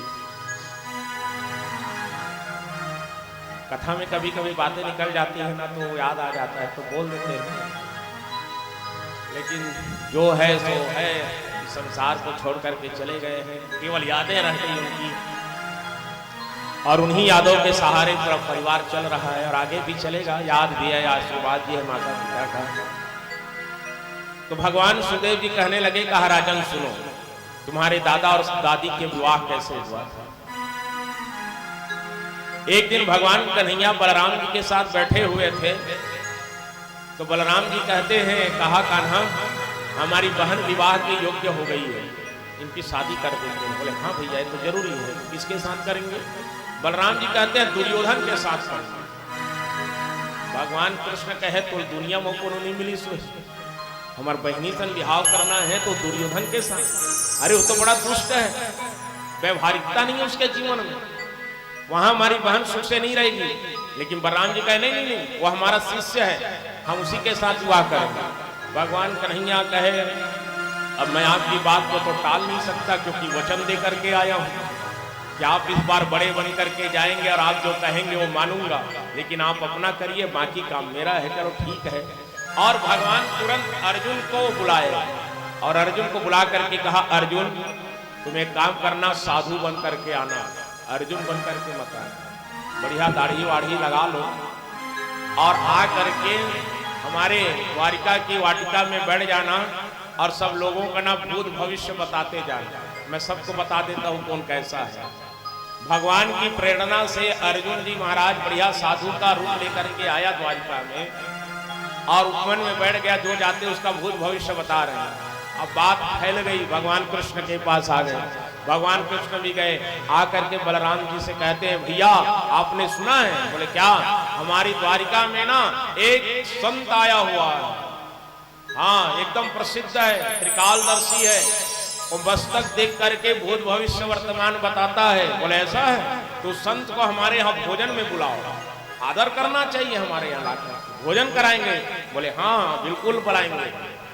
अब आया अर्जुन जी महाराज, बढ़िया आमंत्रण पा करके भोजन के लिए आसन लगा हुआ है, 3 आसन। एक में बलराम जी बैठे, बीच में अर्जुन जी बैठे और अंतिम में भगवान कन्हैया बैठे हैं। थाली को ला करके रखा गया, पहली थाली भोजन की, अब दूसरा जब परोसना है, बलराम जी को दिए, कौन परोस रही हैं? सुभद्रा जी। अर्जुन की थाली में भोजन डालना चालू करते हैं तो निगाहें कहाँ हैं? अर्जुन के ऊपर, और अर्जुन थाली को नहीं देख रहा है, वो सुभद्रा जी को देख रहे हैं। और ये भोजन डाल रही है, एक दूसरे देख रहे हैं, भोजन डलते जा रहा है, डलते जा रहा है, भगवान कृष्ण देख रहे हैं। इन लोग लगता है इनकी चोरी अभी पकड़ी जाएगी, मेरा बना बुनाया पूरा काम बिगड़ जाएगा। तुरंत महाराज जी को बोले, आओ महाराज जी, ओ संत बाबा, अरे थाली को देखिए महाराज, इतना भोजन लेना है, ज्यादा जा रहा है। बोले हाँ हाँ हाँ, बस बस बस, बहुत ज्यादा हो गया। और ऐसा करके भगवान संभाल लिए बात को। भगवान को पता यदि ये बगल वाला देख लिया तो ये पकड़ में आ जाएगा। उसके बाद बढ़िया भोजन किए, सत्संग चली और पूरी भूमिका तैयार है। दूसरे दिन प्रातः काल सुभद्रा जी श्रृंगार करके माता के मंदिर में गई पूजा करने के लिए, और पूजा करने के लिए गई। और पूजा करने के बाद उसी समय अर्जुन जो है रथ लेकर के आया और रथ में सुभद्रा को बैठा करके भागा। और भागा तो सब चिल्लाने लग गए, अरे पकड़ो पकड़ो पकड़ो, वो बाबा जी ने सुभद्रा का हरण कर लिया, बाबा जी ने सुभद्रा का हरण कर लिया। सेवक दौड़ करके आया बलराम जी के पास, कहा बलराम जी अनर्थ हो गया। बोले क्या है? अरे वो जो बाबा आया था ना कल भोजन करने के लिए, उसने सुभद्रा का हरण कर लिया। बोलो वृंदावन हरिलाल की। अब तो बलराम जी फटक गया, पकड़े अपने मुसल और हल को, और ब्राह्मण को संत को मैं मार डालूंगा, नहीं छोड़ूंगा। उनकी इतनी हिम्मत, इतनी दुष्टता, जो हमारी बहन का हरण करके ले जा रहा है, आज नहीं छोड़ूंगा। भगवान कन्हैया कहे कहाँ जा रहे हो बलराम भैया इतने क्रोध में? अरे कन्हैया तुमको नहीं पता क्या? अरे वो जो बाबा कल आए थे ना हमारे यहाँ भोजन करने, हाँ, अरे वो हमारी बहन को लेकर के भाग गया। भगवान कहे कौन बोला? अरे ये सेवक बताया है। कहा इधर आओ। बोले हाँ महाराज। अच्छा ये बता, तुमने देखा है अपनी आंखों से? बोले हाँ महाराज मैंने देखा है। ये बता बेटा, रथ में कौन कहां बैठा था? बलराम जी सोच रहे ये कैसा प्रश्न कर रहा है। बलराम जी कहे कैसे प्रश्न करते हो, ये प्रश्न करने का समय? कहा नहीं भैया, थोड़ा स्थिति को समझ लो, क्योंकि बिना विचारे जो काम करते हैं ना बाद में पछताना पड़ता है। बोले ये बता भैया, रथ में कौन कहां बैठा था? तो सेवक कहता है महाराज अर्जुन जी पीछे बैठे थे, और सुभद्रा कहाँ बैठी थी? वो तो रथ चला रही थी। हाँ, अर्जुन जी पीछे बैठे थे, सुभद्रा जी रथ चला रही थी। भगवान कृष्ण ने कहा भैया मारने जाने की आवश्यकता नहीं है, वो बाबा ने हमारी बहन का हरण नहीं किया है, हमारी बहन ने बाबा का हरण कर लिया है। बोलो वृंदावन हरिलाल की। बलराम जी बड़े आश्चर्य में पड़ गए, कैसे बात करते हो? क्या ये कोई कन्या किसी पुरुष की हरण करेगा? हाँ हो सकता है महाराज। ये बताओ बलराम जी, जब मैं रुक्मणी को लेकर के आया तो रुक्मणी किधर बैठी थी? पीछे बैठी थी, रथ में चला रहा था ना। हाँ, तो नियम तो यही कहता है ना, जिसका हरण हुआ है वो पीछे बैठे, और जो हरण किया है वही रथ चलाएगा। हाँ ये तो है। तो यहाँ तो वही चल रहा है। वो महाराज कहाँ बैठा? पीछे बैठा है, और हमारी बहन रथ चला रहे हैं। तो हरण किसका हुआ बलराम भैया? बोले हाँ ये तो सच है, अभी गड़बड़ हो जाता कन्हैया, मैं गुस्सा में कहीं संत बाबा को मार देता तब। हाँ इसीलिए तुम्हें समझा रहा हूँ भैया, क्रोध बहुत जल्दी करते हो, क्रोध में किया हुआ काम बिगड़ जाता है। तब क्या करें? बोले बुलाते हैं साधु महात्मा को, और उसी के साथ हमारी बहन शादी कर देते हैं। वापस बुलाया और आए तो अब देखते हैं तो साधु बना व्यक्ति कौन है? वो तो अर्जुन है। बलराम जी समझ गए, कहा कन्हैया ये पूरा रूपरेखा तुम्हारा तैयार किया हुआ है, ये नाटक के सूत्रधार तुम हो। बलराम की बात सुन करके भगवान कन्हैया बढ़िया मुस्काए, कहे भैया आप तो सब जानते हो। अरे तो ये नाटक करने की क्या जरूरत थी भाई? क्या बताऊं बलराम भैया, आपने तो दुर्योधन के साथ सुभद्रा का विवाह करने की तैयारी कर लिया था, और मैं आपकी बात को टाल नहीं सकता था, इसलिए मेरे को नाटक करना पड़ गया, और ये सब प्रपंच मैंने रचा है। बलराम जी कहने लगे, कहा एक बार मेरे को बोल देते कन्हैया कि हम दुर्योधन के साथ अपनी बहन का विवाह नहीं करेंगे, अर्जुन के साथ करेंगे, तो मैं मान जाता। लेकिन ऐसे करके चलो ठीक है जैसा वह किया, लेकिन हमारी बहन की शादी तो धूमधाम से करेंगे। और बढ़िया विधि विधान के साथ सुभद्रा जी का विवाह अर्जुन जी के साथ हो गया, है ना। इतना प्रेम था दोनों भाइयों और बहनों में, इसीलिए तो जगन्नाथ जी में तीनों विराजित हैं। बलभद्र जी हैं, कृष्ण है और सुभद्रा जी विराजमान हैं। बोलिए बलभद्र भगवान की, जगन्नाथ भगवान की जय। आप तीनों की रथ यात्रा निकलती है, अभी जुलाई में निकलने वाला है रथ यात्रा। रथ यात्रा का दर्शन करना बढ़िया भगवान का। इस प्रकार से भगवान कथा सुना रहे हैं, और कथा सुना रहे हैं तो एक दिन भगवान सुखदेव जी कहने लगे, कहा राजा परीक्षित अब सुनिए, एक ऐसा भगवान शंकर का भक्त हुआ था जो भगवान को ही भस्म करने के लिए तैयार हो गया था। एक ऐसा भक्त,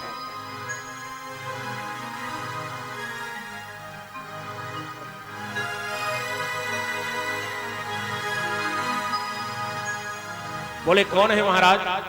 बोले वृकासुर। वृकासुर नाम का एक दैत्य हुआ था, और वो भगवान की भक्ति करता है।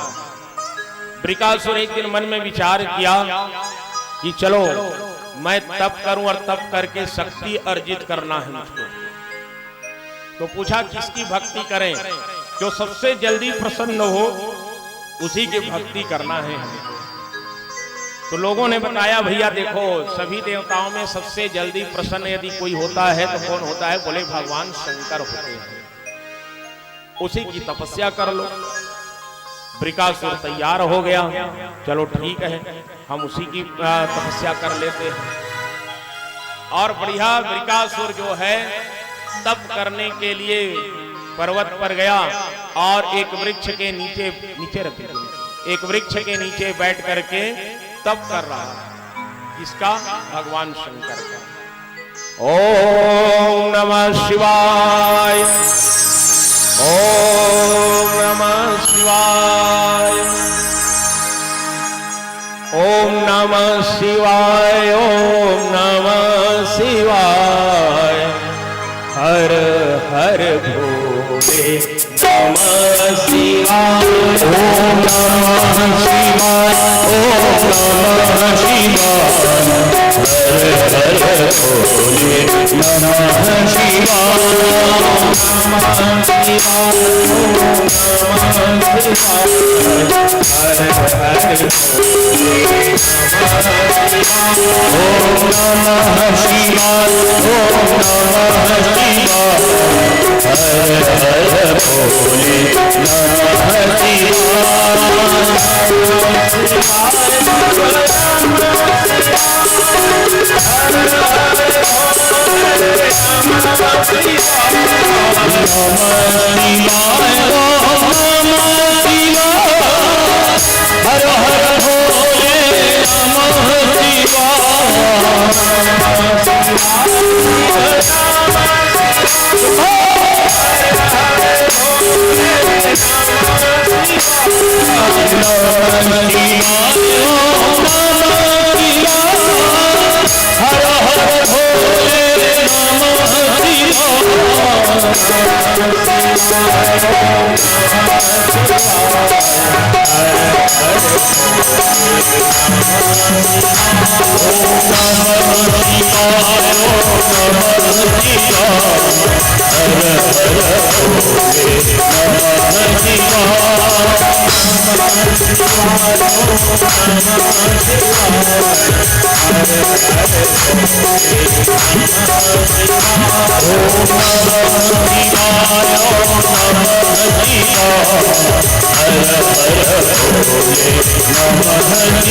भोले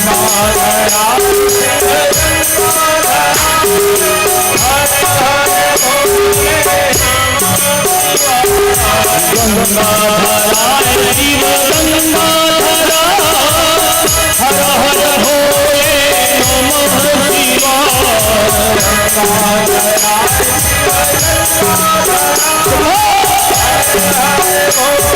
शिवाय। शिव गंगाधरा हर हर भोले नमः शिवाय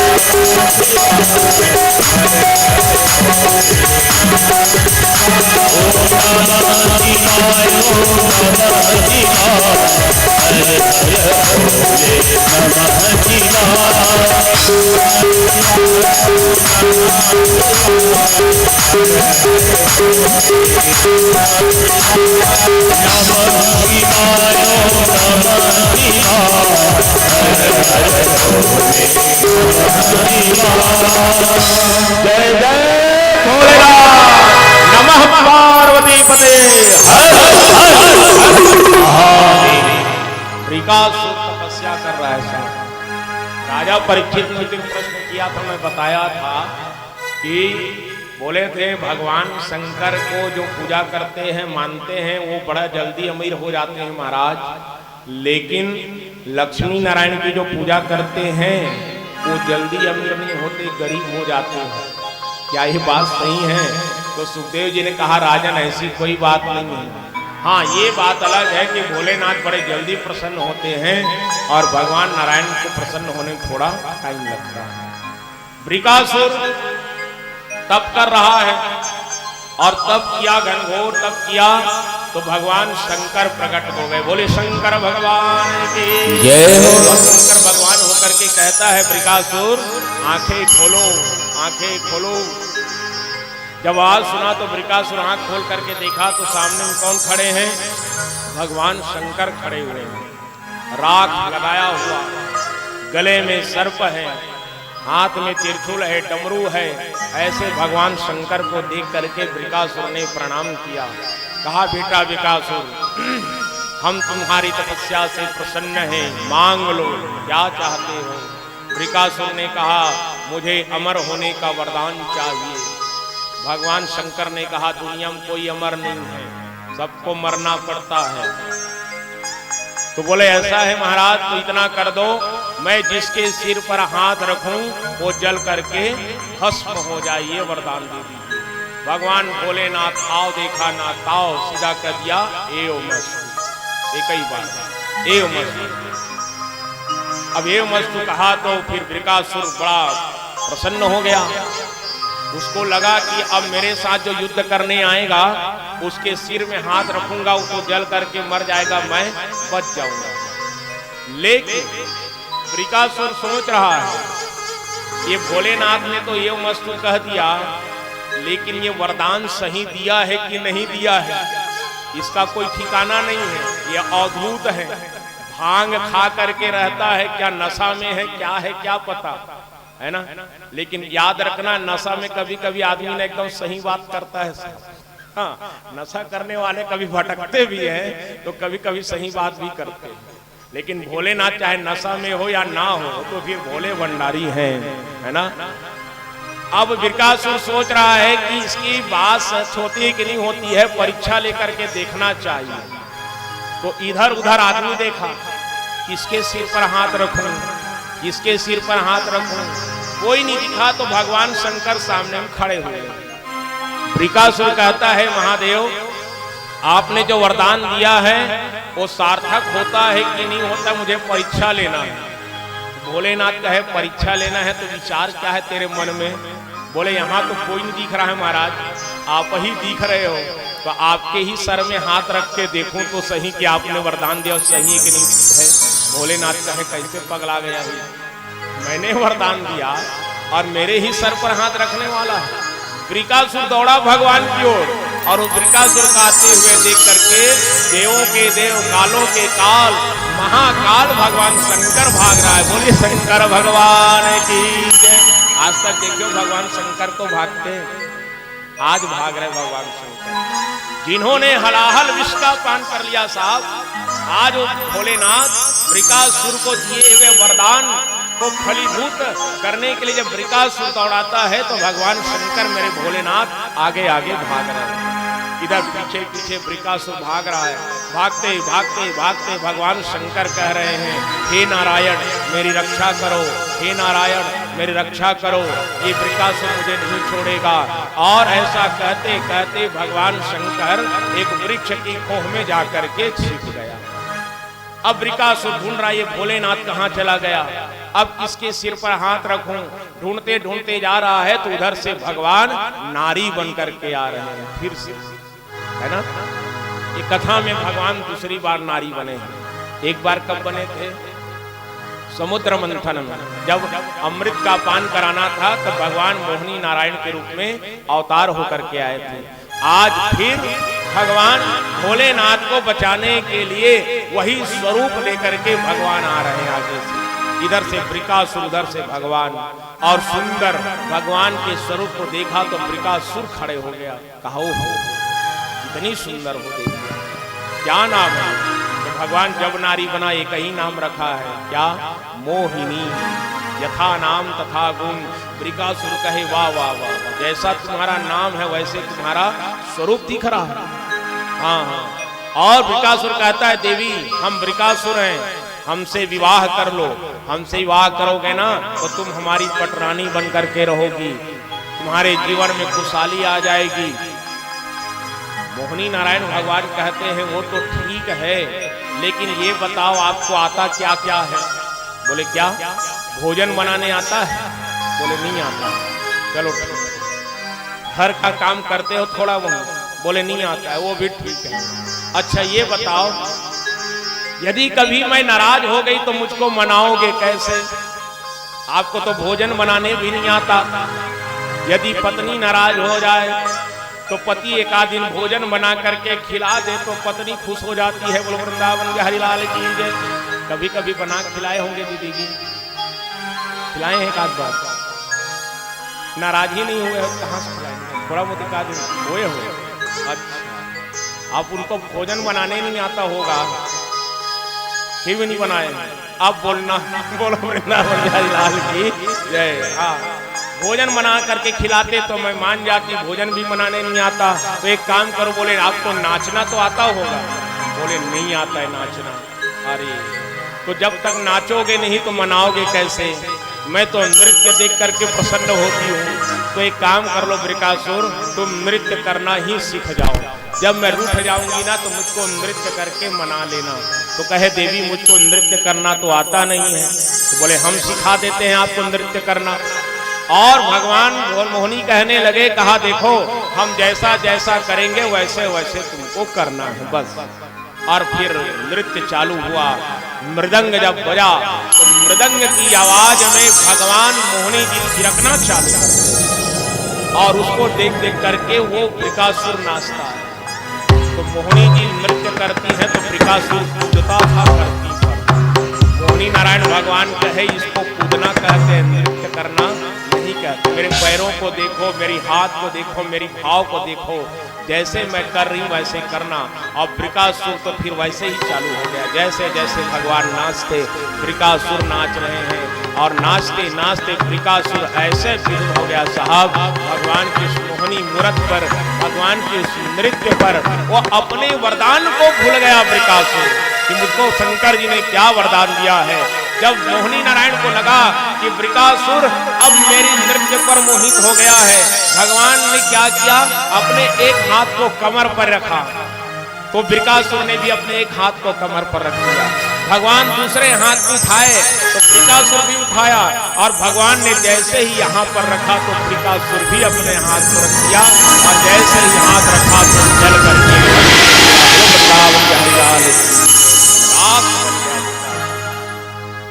और राख बन गया। तो भगवान मोहिनी नारायण ने भगवान को आवाज दिया, कहा ओ भोलेनाथ, ओ भोलेनाथ बाहर निकलिए, आइए, अब ये वृकासुर नहीं रहा। तब भगवान शंकर उस वृक्ष की खोह से बाहर निकल करके आया, और हाथ जोड़ करके नारायण से कहते हैं, कहा हे नारायण, आज आपने मेरे प्राण को बचा लिया, आप नहीं आते तो आज वृकासुर मेरे सर पर हाथ रख देता तो मैं जल करके भस्म हो जाता। भगवान कहने लगे, कहा महादेव आपको कौन भस्म कर सकता है, जिस भस्म को आप लगाते हैं वो आप भस्म में परिवर्तित कैसे हो सकते हैं। लेकिन हाँ इतना जरूर है महादेव, आप जब वरदान देते हो ना किसी को तो पहले सोच लिया करो कि वरदान क्या दे रहा हूँ। आप सोचते नहीं, आप तो बड़े भोलेनाथ हो, है ना, पूरे भोले भाले हो, इसीलिए आपको लोग भोलेनाथ कहते हैं। भोलेनाथ कहे क्या करूं नारायण, लोग मांगते हैं मैं प्रसन्न होकर के दे देता हूँ, हाँ दे देते तो आज भस्म हो जाते महाराज, तब कैसे होता, राख हो जाते। और राख का हमारे जीवन में कितना महत्व है? कहूँ हो बेराग, महू हो राग, सब जन हो ही राग, जे बात बतावत हो तेला ध्यान में राग, राखत भले राग नी राग सकता झन राग, एक दिन सबला होना है राग, एकरे से भगवान शंकर सुपर ले है राग। लड़का आगे तो लगोदी में राग, बड़े हो गए तो स्कूल में भर्ती करके राग, पढ़ लिख के आगे नौकरी खोजे जाही तो ओकर जेब में 200-400 रुपया राग, रुपया सिर आगे नौकरी नहीं मिली घर में आगे तब फिर घर में राग, पर बिहाल कर दे नाती पंथी आगे तो ओला राग, बेटा बहु मनहा कुरिया में खुसर के गरम गरम चाय पिया तते संतोष ला राग।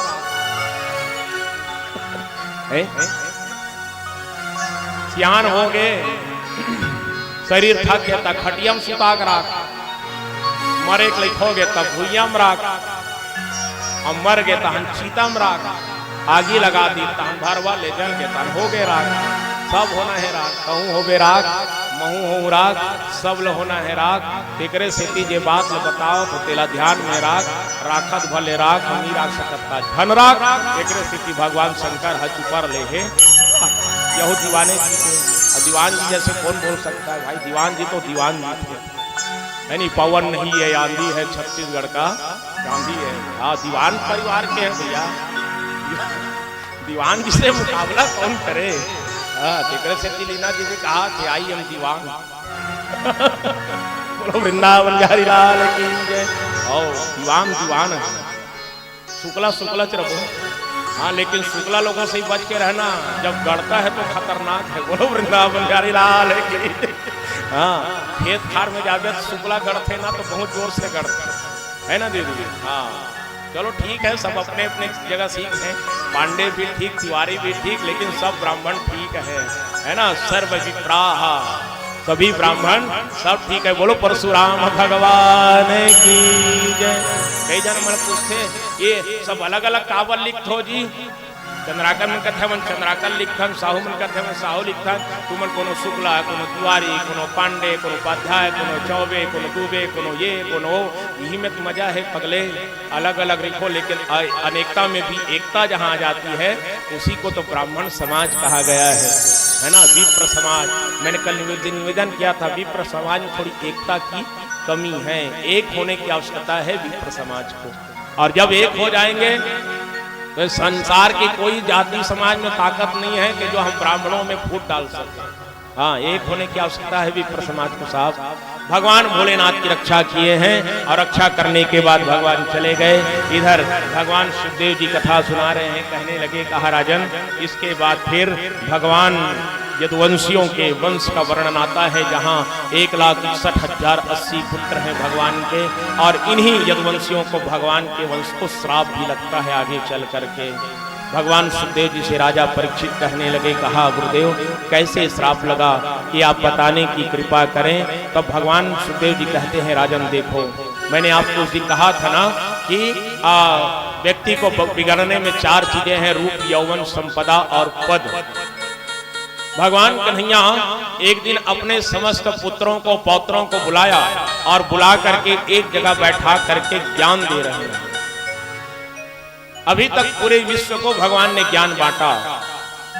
जिस परिवार में, अब याद विचार कीजिए, जिस परिवार में भगवान का स्वयं अवतरण हुआ है, उन्हीं परिवार के लोगों को ज्ञान देने की आवश्यकता भगवान कृष्ण को क्यों पड़ी?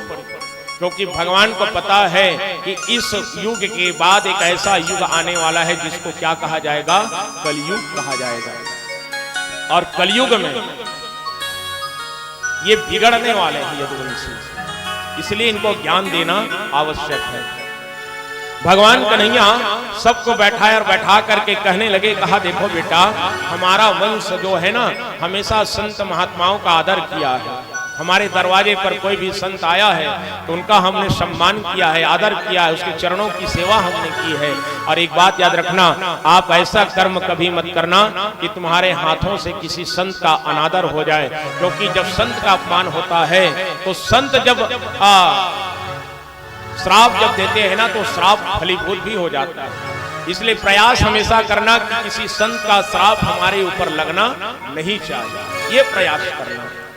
लेकिन बच्चे जो हैं साहब, इतने समय तक सब बालक भगवान के बात को ध्यान से सुना करते थे, लेकिन आज वही बालक भगवान जो बात बता रहे हैं उसको कोई नहीं सुनता, और कह रहे हैं क्या, इनको तो केवल उपदेश देना आता है, इनका काम है उपदेश देना, इनके सिवा इसके पास अब कोई काम नहीं बचा है। देखो भगवान के परिवार के लोग, भगवान के अपने बच्चे, अपने पौत्र, ये कह रहे हैं कि इसको केवल उपदेश देना आता है, कुछ नहीं आता, उपदेश देने के अलावा इसके पास कोई काम नहीं बचा है। ध्यान नहीं दिया भगवान की बातों, और भगवान समझ गए कि बच्चे मेरी बात कब सुन नहीं रहे हैं, समझ नहीं रहे हैं। भगवान समझ गए कि अब जो होने वाली है वो तो हो करके रहेगी, मैं क्या कर सकता हूँ। भगवान कहने लगे, कहा ठीक है बालक, आज तुम मेरी बातों को नहीं समझ रहे हो, लेकिन एक दिन तुम्हें पछताना जरूर पड़ेगा। और भगवान समझा करके चले गए। एक दिन ये यादव कुमार जो हैं प्रभात क्षेत्र में गए, जहां पर संत महात्माओं का धर्म सत्संग चल रहा है, धर्म सभा लगी हुई है संत महात्माओं की। जहां पर कौन कौन आया है देखिए, विश्वामित्रो असित कणवो दुर्वासा भृगुरंगिरा कश्यपो वामदेवो अत्रि वसिष्ठो नारदादयः। उस महासभा में विश्वामित्र जी हैं, असित हैं, कण्व हैं, दुर्वासा है, वशिष्ठ हैं, भृगु है, कश्यप है, नारद इत्यादि सब ऋषि बैठे हुए हैं। ये यादव कुमार जो हैं एक दिन क्या विचार करते हैं कि चलो चल करके इन संतों की परीक्षा लेनी चाहिए कि इन संतों को त्रिकाल दर्शी कहा जाता है, सिद्ध कहा जाता है, पता तो लगाएं कि इनमें कितनी सिद्धि है। ये जानते भी है कि नहीं जानते, केवल दाढ़ी मुंह जटा जुट बना करके यहाँ पर बैठे हुए हैं। और ऐसा सोच करके जामवंती का बेटा सांब के पेट पर कपड़ा लपेट दिया और उसको नारी बना दिया, सांब को, और ले जाकर के संत महात्माओं के पास पहुंच रहे हैं प्रभात क्षेत्र। अच्छा, ये सांब नाम क्यों पड़ा पता है? जामवंती के बेटे का नाम सांब। जब सब रानियों को पुत्र रत्न की प्राप्ति हो गई, जामवंती का एक भी बेटा नहीं था उस समय। तो जामवंती एक दिन बड़ी उदास बैठी हुई थी, कहती है कि हे द्वारिकाधीश, सब रानियों का पुत्र हो गया लेकिन मेरा पुत्र नहीं है, मुझे भी पुत्र चाहिए। तो भगवान कृष्ण कहते हैं कि अब पुत्र चाहिए तो हम क्या करते हैं, भगवान शंकर की प्रार्थना करते हैं, भगवान शंकर पुत्र देंगे। तो भगवान शंकर को ध्यान लगाया भगवान जामवंती जी ने, तो माता पार्वती और भगवान शंकर का दर्शन होता है। भगवान भोलेनाथ कहने लगे, कहा हे द्वारिकाधीश आपने कैसे याद किया हमें? कहने लगे, कहा भोलेनाथ, जामवंती के गर्भ से एक भी संतान की उत्पत्ति नहीं हुई है, इनको पुत्र रत्न चाहिए, इसलिए हम आपसे प्रार्थना करते हैं। भगवान भोलेनाथ कहे ये तो बढ़िया बात हो गई द्वारिकाधीश, अभी अभी मैं और पार्वती लड़ रहे थे। कैसे? मैं कहता था कि मैं कृष्ण के यहाँ बेटा बन करके जाऊंगा और पार्वती कहती है कि मैं कृष्ण के यहाँ बेटी बन करके जाऊंगा। ये हम दोनों में लड़ाई चल रही थी और आपने आवाज लगाया, आपने पुकारा, हम आ गए, ये तो बढ़िया बात हो गई। भगवान शंकर कहने लगे हम दोनों एक साथ आपके ही घर जाएंगे, और दोनों एकाकार होकर के जामवंती के गर्भ से जो उत्पन्न हुआ है उसका नाम पड़ गया सांब। और इसीलिए भगवान शंकर के ऊपर जब कुछ भी हम अर्पण करते हैं तो ओम सांब सदा शिवाय नमः कहा जाता है। पार्वती और भगवान शंकर एक होकर के जामवंती के गर्भ से उत्पन्न हुई जिसका नाम पड़ गया सांब, तो एक होने के कारण उनको सांब सदा शिव कहा जाता है। पार्वती और शंकर जिसमें एकाकार रूप में है उसी को सांब कहा जाता है। इसीलिए भगवान शंकर का नाम पड़ गया सांब सदा शिवाय। जो भी अर्पण करते हैं तो माता पार्वती और शंकर जी को साथ में अर्पण हो जाता है। और ओम नमः शिवाय करके अर्पण करते हैं तो केवल शिव जी स्वीकार करते हैं, लेकिन उसी में यदि ओम नमः शिवाय के बाद ओम सांब सदा शिवाय नमः कह दिया जाए तो माता पार्वती और शिव जी एक साथ स्वीकार कर लेते हैं। बोलिए सांब सदा शिव भगवान की जय। तो ये जामवंती के बेटे को नारी बना दिया गया और नारी बना करके ऋषियों के पास गया, और गया तो भी किसके पास गया? दुर्वासा जी के पास चले गए। दुर्वासा, जिससे दूर में ही वास किया जाए वही दुर्वासा है। हाँ, सबसे खतरनाक संत है दुर्वासा। बात बात में भड़क जाता है। अम्बरीश जैसे राजा को मारने के लिए कृत्या भेज दिया। हाँ, द्रौपदी की भी परीक्षा लेने के लिए यही दुर्वासा गया हुआ था। भोजन करना है, कई हजार साधुओं को लेकर के भगवान एक शिखा को उठा करके, अन्न के एक दाने को उठा करके खाया तो सबका पेट भर गया था। ये दुर्वासा।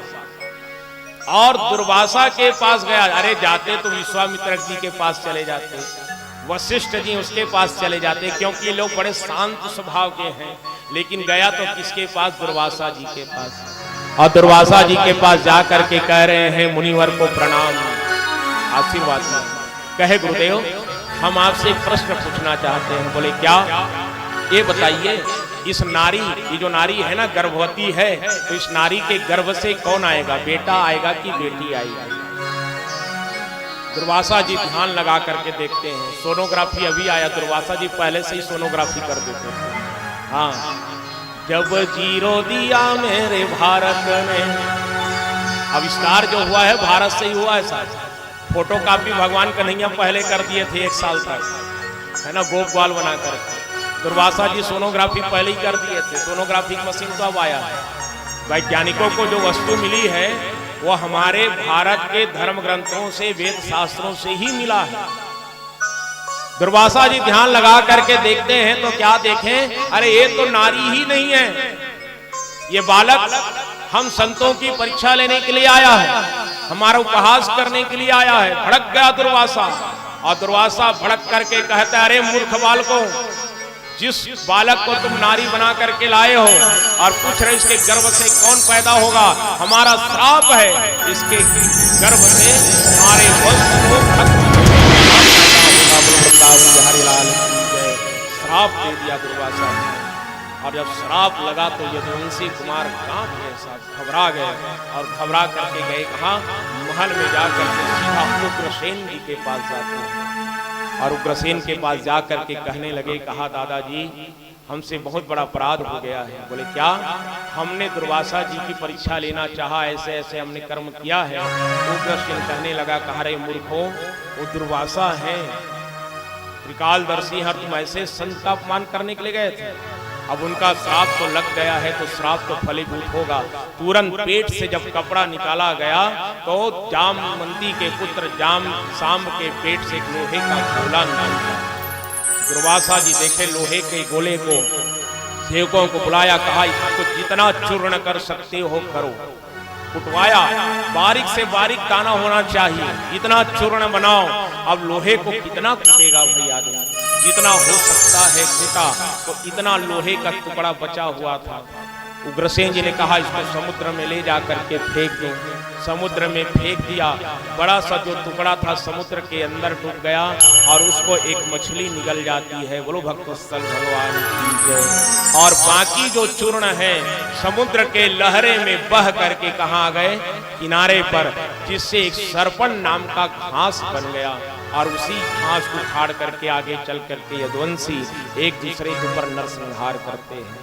उग्रसेन को लगा कि लोहे का चूर्ण तो खत्म हो गया, लेकिन भगवान कृष्ण जानते हैं साहब कि मेरे वंश को श्राप लग गया है संत महात्मा का, अब मेरा वंश बचने वाला नहीं है। भगवान कन्हैया सोच रहे हैं अब कैसे किया जाए। मेरे वंश के बालक भी अब संत का अपमान करना चालू कर दिए हैं। भगवान का आभास हो गया कि अब इस युग से अपनी लीलाओं को समेट करके हमको यहाँ से चले जाना चाहिए। धीरे धीरे हम भगवान के परम धाम की ओर बढ़ रहे हैं साहब। थोड़ी देर ध्यान से सुन लीजिए, भगवान का परम धाम की कथा है। इसके बाद फिर भगवान की और कुछ कथाएं हैं। मार्कंडेय ऋषि की कथा होगी, उसके बाद परीक्षित मोक्ष होगा, और उसके बाद फिर तुलसी वर्षा करेंगे। फिर चढ़ोतरी के बाद आरती का शोभा यात्रा शामिल होंगे। जिस ठाकुर जी को 7 दिनों से हम यहाँ पर स्थापित करके रखे हुए हैं, कथा के माध्यम से भगवान का दर्शन कर रहे हैं, और कथा के माध्यम से भगवान अब परम धाम जाने की तैयारी कर रहे हैं। भगवान सोच रहे हैं कि अब क्या करें। वसुदेव जी को पता चला, आया कृष्ण के पास, कहा मत कन्हैया ये मैं क्या सुना, हमारे वंश को श्राप लग गया। कहा हाँ पिताजी, वंश को श्राप लग गया है, और एक बात याद रखना, आप कभी उदास मत रहना। आप उदास रहोगे तो अच्छी बात नहीं है। और आप एक काम करो, इस द्वारिका को छोड़ करके आप नैमिषारण्य पर जा करके हमारी भक्ति करना, और भक्ति करते करते हमारे लोक पर आ पाएंगे। माता को भी साथ में लेकर के जाइए। वसुदेव जी भगवान कृष्ण के कथनानुसार वहाँ से जाने की तैयारी करते हैं। वसुदेव जी चिंतित तो हैं, लेकिन वहीं पर नारद जी आकर के भी वसुदेव जी को समझाते हैं। कहा वसुदेव जी, आपके परिवार में संकट का समय आया है, और संकट के समय में व्यक्ति को जब अंतकाल सामने आए तो भागवत का पाठ कर लेना चाहिए। और ये भागवत क्या है, भागवत धर्म क्या है, नारद जी बता रहे हैं। कहा भागवत कौन है? जो जिसमें भगवान का दर्शन किया जाए वही भागवत है। भागवत भगवान का वांग्मय स्वरूप है, जो भागवत का हो जाए वही भागवत है। और भागवत की कथा को समझाते समझाते उदाहरण दिए, महाराज जनक का उदाहरण दिए और कहने लगे, कहा हे वसुदेव जी, ये दुर्लभो मानसो देहो देही नाम क्षण भंगुराह तत्रापि दुर्लभम मन्ये वैकुंठ प्रिय दर्शनम। एक तो मनुष्य का शरीर मिलना बड़ा दुर्लभ होता है, और मनुष्य का शरीर मिल भी जाए और उसमें से सबसे यदि दुर्लभ है तो क्या, वो है वैकुंठ का दर्शन करना। वो जीव सफल हो जाता है, वो जीवन सफल हो जाता है जो मनुष्य शरीर प्राप्त करके वैकुंठ का दर्शन कर लेता है। आप वैकुंठ का दर्शन करेंगे, इसलिए आप एक काम करना, भागवत का धर्म जो है, मध्य जो होता है, उस संबंध से होता है। अपने आप को भागवत से जोड़ लीजिए। भागवत का मध्य भाग संबंध से है, भागवत का अंत होता है समर्पण से, और भागवत का आरंभ होता है विश्वास से। आपने जब प्रारंभ किया इस यज्ञ को, जब से तैयारी चली, संकल्प जिस दिन से लिया गया पांडे परिवार की ओर से कि हमें भागवत की कथा करानी है, विश्वास जुड़ गया भागवत के साथ। और जहां विश्वास जुड़ जाता है भागवत के साथ, वही यज्ञ पूर्णता की ओर जाता है। और आज निर्विघ्न रूप से ये भागवत का ज्ञान यज्ञ समापन की ओर भी जा रहा है। भागवत का प्रारंभ विश्वास से होता है, केवल विश्वास कि हम जिस भाव को लेकर के कथा करा रहे हैं भागवत की, भागवत जी पर विश्वास रखिए। और याद रखिए, जीवन में बाधाएं बहुत आती है साहब। जब इतना बड़ा आयोजन करते हैं, यज्ञ करते हैं, तो बाधाएं बहुत आती हैं। आपके जीवन में भी आई होगी, जब से आपने संकल्प लिया है कोई न कोई बाधा आई होगी, लेकिन उन बाधाओं से जो घबरा जाता है वो यज्ञ को पूर्ण नहीं कर पाता। केवल विश्वास रखिए, मुझे करना है।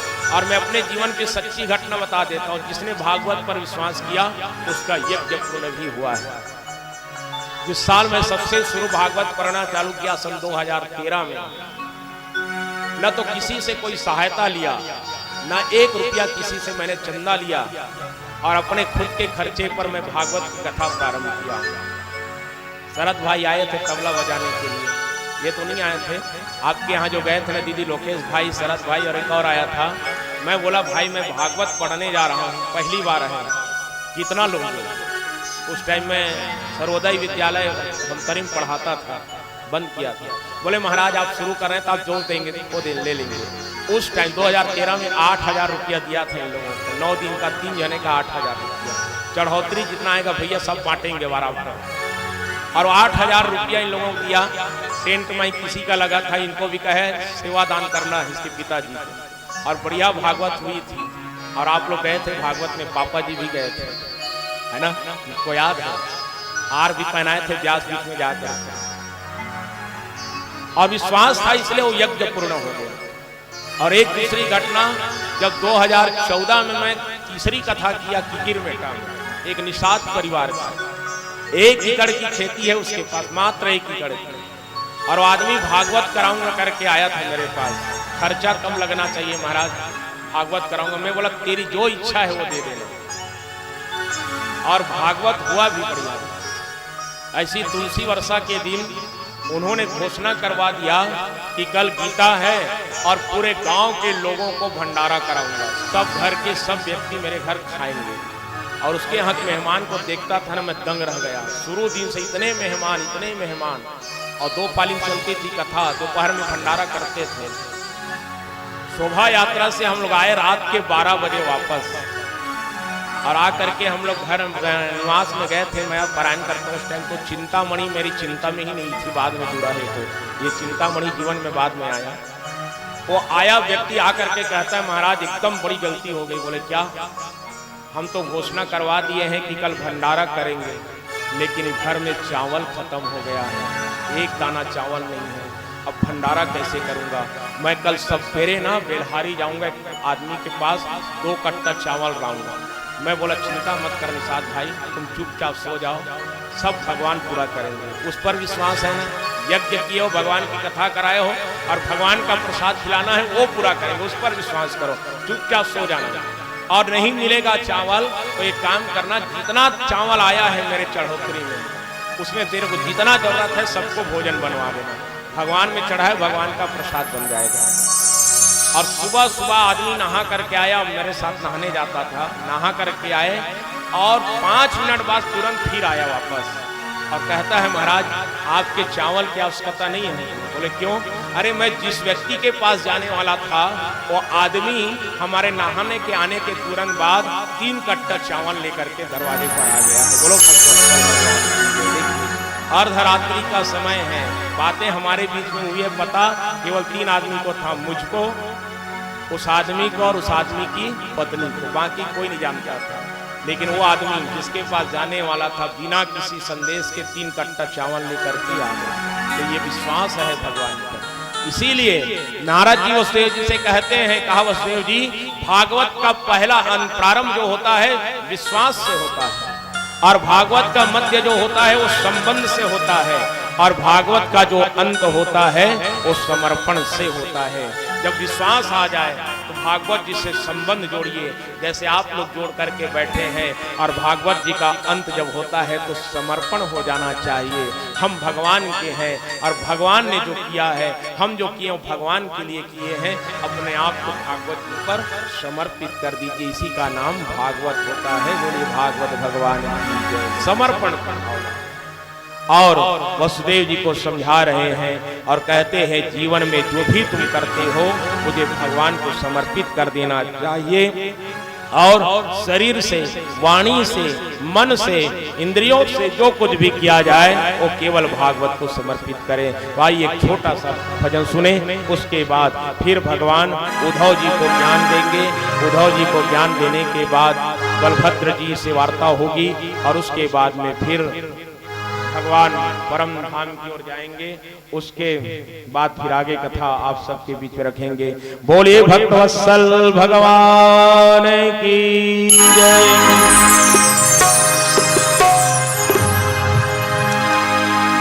जिंदगी के नहीं है ठिकाना,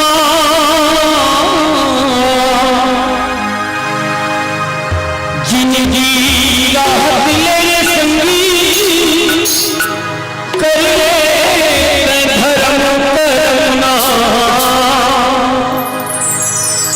दुनिया ने जाना। हाँ हाँ मोरे भैया, दुनिया ने जाना।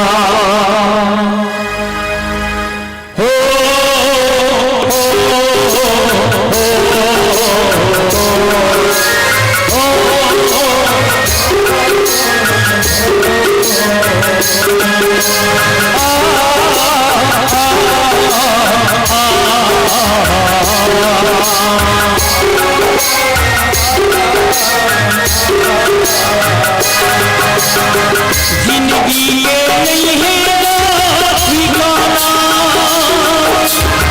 जिंदगी राह ले संगी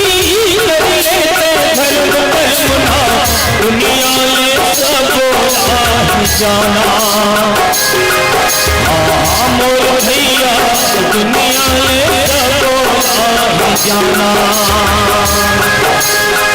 माटी के काया है माटी माटी हो जाही, जिनकर नाम माना। माटी के काया है माटी माटी हो जाही, जिनकर नाम माना। मोर भैया जिनकर नाम माना। आया तोर संगनी जाही, आया तोर संगनी जाही, लाख तोर गंगा बोहाना। आया तोर संगनी जाही, आया तोर संगनी जाही, लाख तोर गंगा बोहाना। मोर पीरी रात तोर गंगा बोहाना। मोर भैया रात तोर गंगा बोहाना। जिंदगी के नहीं है ठिकाना,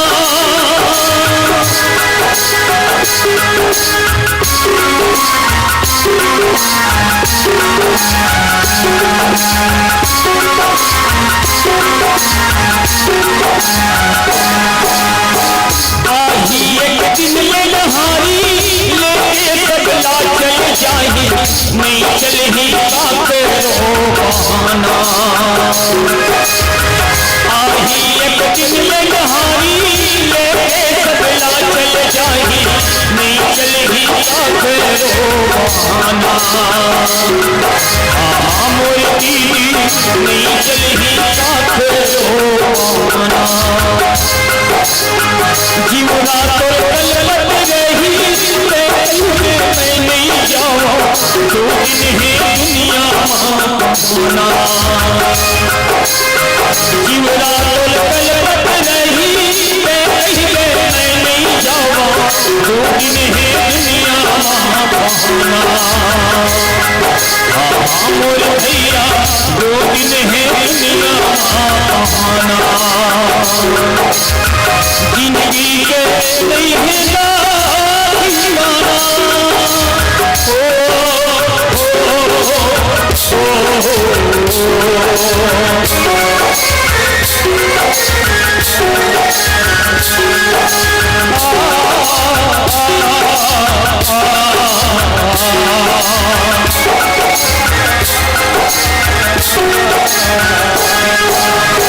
करनी के मैं फलता हूँ कहिए मैं रोवत रही गे अखिले आंसू है बहाना करनी के मैं फलता हूँ कहिए मैं रोवत रही गे अखिले आंसू है बहाना मोर भैया अखिले आंसू है बहाना मेरा अभी है भैया सूमत के दिया जला ले बातें कही ना बचताना मोर भैया बातें कही ना बचताना जिंदगी के नहीं है जिंदगी संगी कर ले धर्म करना दुनिया ले जाना मोर भैया दुनिया ले जाना मोर दुनिया ले जाना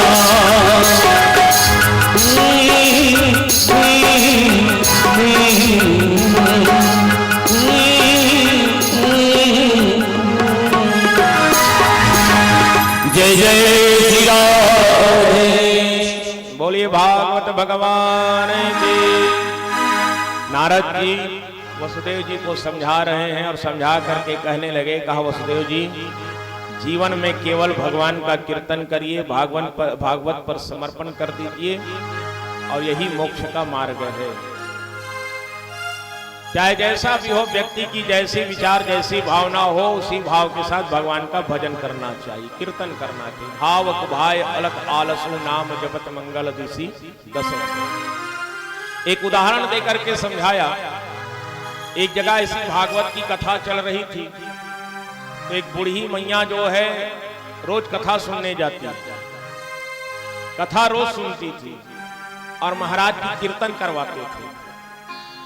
महाराज जी गाते थे रोज कीर्तन में, कालिया मर्दन कंस निकंदन देवकी नंदन तव शरणम। तो माता जी रोज कीर्तन करती, कहां तक? कालिया मर्दन कंस निकंदन और देवकी नंदन में आकर के रुक जाती थी, आगे नहीं बढ़ती।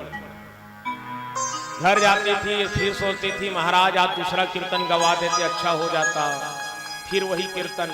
ऐसे ही करते 5 दिन हो गया उसको भागवत सुनते, लेकिन कीर्तन में आकर के रुक जाती थी।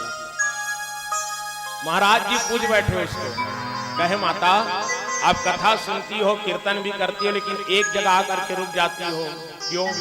कहे महाराज जो शब्द आप बोलते हैं ना वैसे शब्द वही नाम मेरे पति का है, इसलिए मैं नहीं लेती, रुक जाता। अच्छा तो ठीक है, आपको जैसा चाहे आप भजन कर लो बोले। तो माता जी दूसरे दिन गई, आज सोच रही है कि आज महाराज दूसरा कीर्तन गवाएंगे और फिर महाराज वही चालू हो गए, कालिया मर्दन कंस निकंदन देवकी नंदन तव शरणम। अब आज वो माता जी सोची आज मैं पूरा नहीं गाऊंगी तो महाराज जी फिर से टोकेंगे मेरे को। आज वो बढ़िया जुगाड़ करके गई और भजन गा रही, क्या? कालिया मर्दन कंस निकंदन चंपा के पापा तव शरणम। बोलो भक्तवत्सल भगवान की जय। सब सुने, ये बीच में कहा आया चंपा के पापा? अरे वो नाम जो महाराज बोलते हैं देवकी नंदन, वही मेरे पति का नाम है, तो नाम कैसे लूं पति का, इसलिए मैंने कह दिया चंपा के पापा तव शरणम।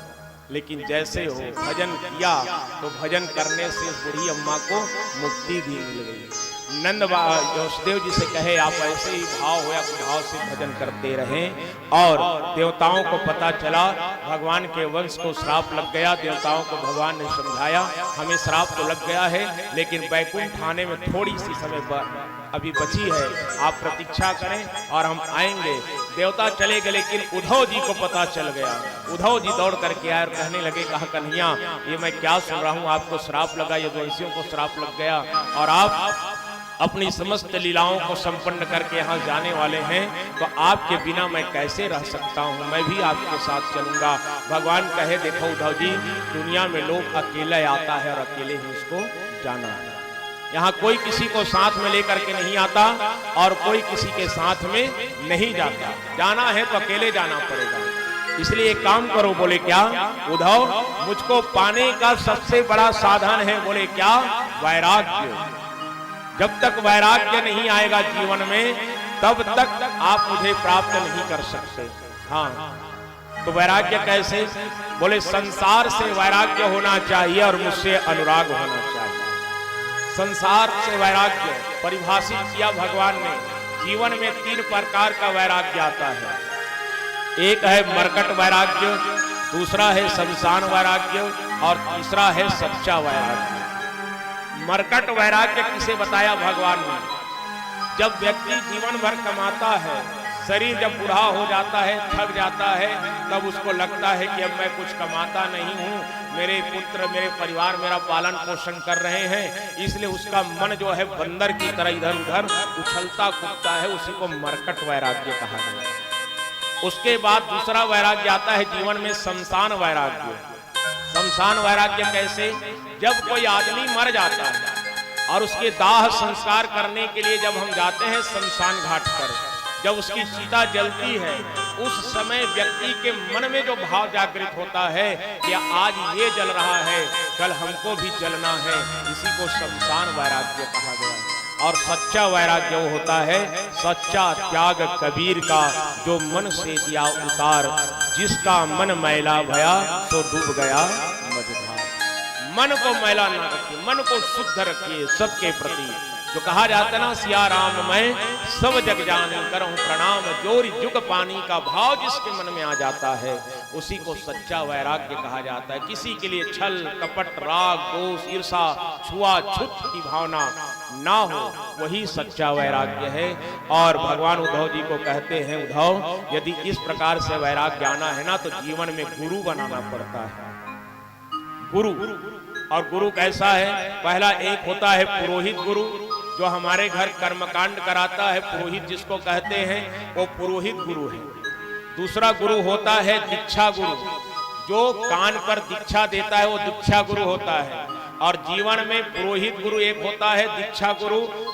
पुरोहित गुरु अनेक हो सकते हैं, अनेकों को बना सकते हैं। दीक्षा गुरु जीवन में एक ही होता है, जो कान में बीज मंत्र डालता है, उसी को दीक्षा गुरु कहा गया है। लेकिन एक और गुरु होता है ज्ञान गुरु, जिससे भी ज्ञान मिले उसको गुरु मान लेना चाहिए। भगवान ने उदाहरण दिया भगवान दत्तात्रेय का, जिन्होंने अपने जीवन में 24 गुरु बनाया है। जिसको किसको बनाया? पृथ्वी वायुर आकाशोपग्नि चंद्रमा रवि कपोतो अजगरः सिंधु पतंगो मधुकृत गजः मधुहा हरिणो मीनः पिंगला कुरकरो अर्भकः कुमारी सरकृत सर्प उर्णाभिसुपेशः कृतम्। दत्तात्रेय किसको किसको गुरु बनाए हैं? सुनिए। पृथ्वी को, पृथ्वी से भी हमको ज्ञान मिलता है, जिससे भी ज्ञान मिले उसको गुरु मानना चाहिए। पृथ्वी को गुरु बनाया, वायु को गुरु बनाया, आकाश को गुरु बनाया, आगे चल करके जल को भी गुरु बनाता है। और उसके बाद भगवान दत्तात्रेय जी ने जल के बाद अग्नि को भी गुरु बनाया, चंद्रमा को, सूर्य को, कबूतर को, अजगर को, यहाँ तक कि भगवान ने कुंवारी कन्या को भी गुरु माना है। पतंगा को गुरु बनाया, मधुमक्खी को गुरु बनाया, भौरे को गुरु बनाया, हाथी को भी गुरु बनाया है, सर्प को गुरु बनाया। इस प्रकार से भगवान दत्तात्रेय अपने जीवन में 24 गुरु बनाते हैं और सबसे कुछ न कुछ सीखने को मिला है उसको। पृथ्वी से क्या सीखते हैं हम लोग बताइए? जिस पृथ्वी पर जन्म लिए हैं उससे क्या सीखने को मिलता है?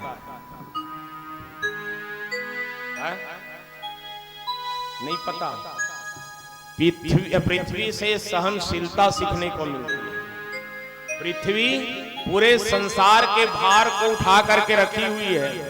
इसके शरीर को हम भेदन करते हैं धान उगाने के लिए, घर बनाने के लिए, लेकिन पृथ्वी कभी मना नहीं करती मेरे शरीर को, मेरे सीने को क्यों फाड़ रहे हो। ये सहनशीलता है। जल में शीतलता होती, हमेशा शीतल रहिए। चंद्रमा में शीतलता होती, इसलिए शीतल रहिए, नम्र रहिए। ज्यादा क्रोध नहीं करना चाहिए, ज्यादा क्रोध घातक हो जाता है। बात बात में चिड़चिड़ापन ये घातक होता है। हाँ, जीवन के लिए बहुत खतरनाक। कुंवारी कन्या को इसलिए गुरु बनाया कि कुंवारी कन्या जो है अपने परिवार की स्थिति और परिस्थिति को समझ करके काम करती है। ऐसे जिससे भी ज्ञान मिला उन ज्ञानों को अर्जित करके भगवान दत्तात्रेय गुरु बनाते हैं सबको। और गुरु बना करके भगवान दत्तात्रेय सबको ज्ञान दिए। भगवान कृष्ण कहते हैं उद्धव जी से, कहा उद्धव जी इसीलिए मैं कहता हूं कि जीवन में आप गुरु बनाओ। ज्ञान दिया उद्धव जी को और ज्ञान देने के बाद उद्धव जी से कहने लगे, कहा उद्धव अब तुम भी यहाँ से प्रस्थान करो, क्योंकि अब कलयुग आने वाला है और कलयुग जब आएगा तो ये कलयुग में आप जैसे संतों का आदर नहीं होगा, इसलिए आप भी चले जाओ। उनको भी पत्रिका आश्रम भेज दिया भगवान ने। बलराम जी आए और बलराम जी आए तो बलराम जी ने को भगवान ने प्रणाम किया। बलराम जी कहने लगे, कहा हे कन्हैया अब हमारे भी जाने का समय हो गया है, क्या हमारी लीलाएं अब समाप्त हो रही हैं? भगवान ने कहा हाँ दाऊ जी अब हमारी लीलाएं समाप्त हो रही हैं, अब हम भी चलेंगे। इससे पहले आप गोलोक प्रस्थान करें। बलराम जी को गोलोक भेज दिया भगवान ने। उसके बाद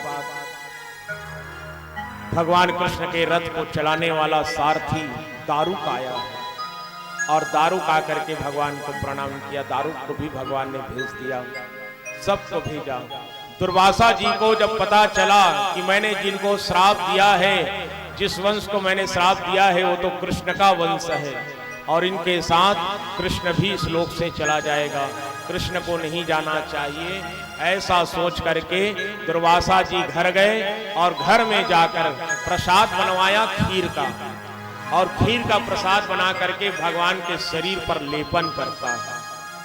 मंत्र का आवाहन करके भगवान के शरीर पर लेपन किया तो भगवान कृष्ण समझ गए यदि ये संत का प्रसाद मेरे शरीर पर लग जाएगा तो इनके श्राप का असर मुझ पे होने वाला नहीं है।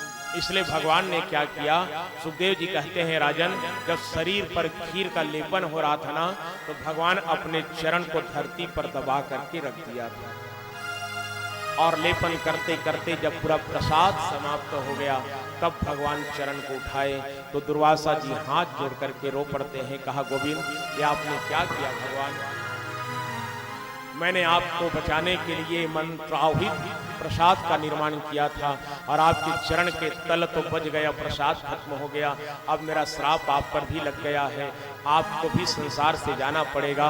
तो भगवान कहते हैं देखो दुर्वासा जी इस संसार में कोई अमर होकर के नहीं आया है, मैं तो नर लीला करने के लिए आया हूँ। थोड़ी देर शांत बैठ जाना भैया 10 मिनट। माताएं जो आ रही हैं ना उनको जगह दे दो, बढ़िया शांति पूर्वक बैठाइए और जिसको जो भी चढ़ाना होगा वो भगवान के परम धाम के बाद चढ़ाएंगे।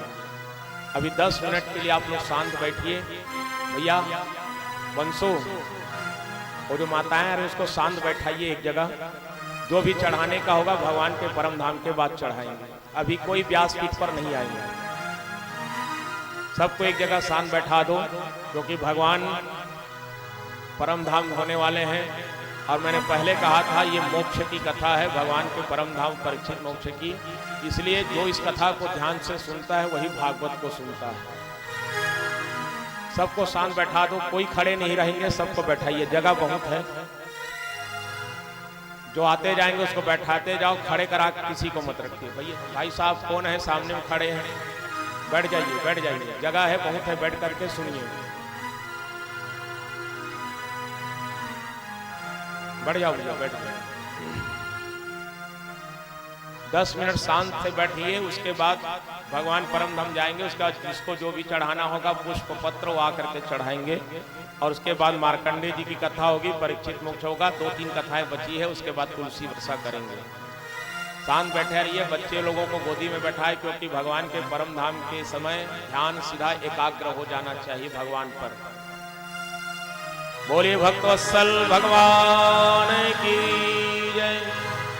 भगवान दुर्वासा जी से कहने लगे, कहा दुर्वासा जी इस संसार में जो आता है ना उसको एक दिन जाना ही पड़ता है, मैं भी नर लीला कर रहा हूं, उसको भी जाना पड़ेगा।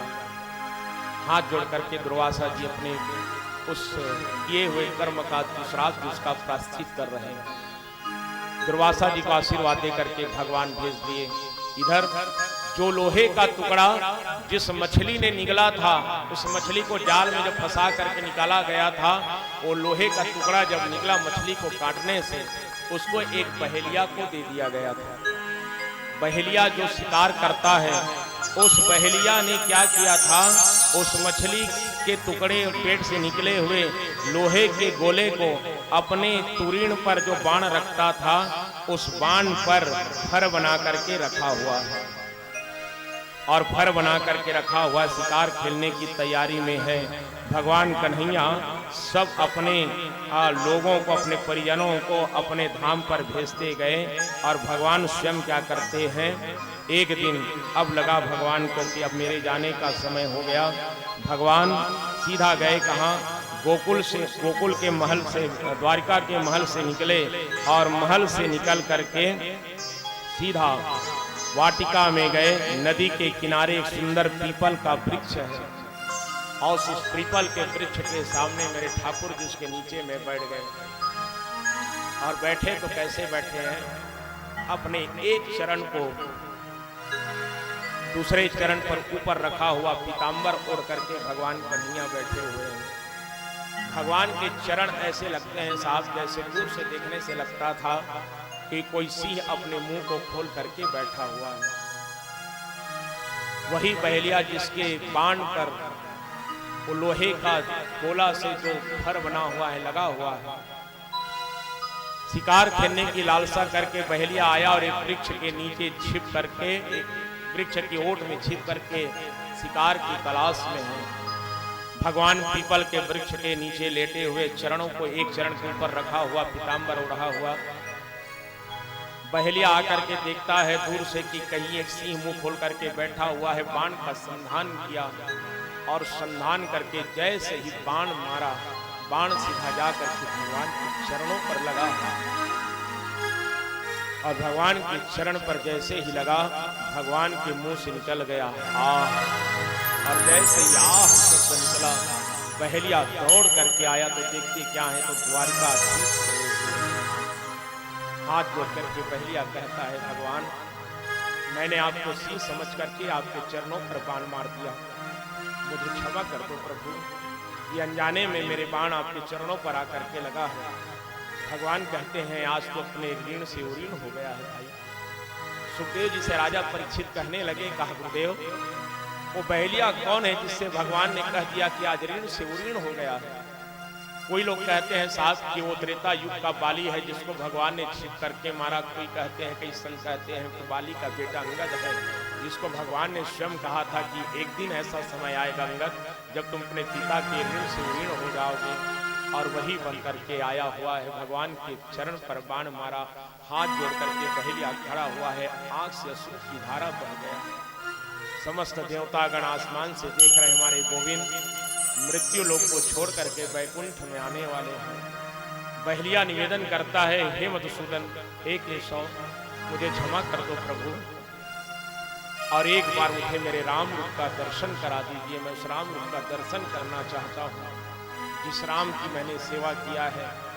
और भगवान अपने भक्त को राम रूप में दर्शन देते हैं। हाथ जोड़ा हुआ बहेलिया क्या लोकाभिरामम्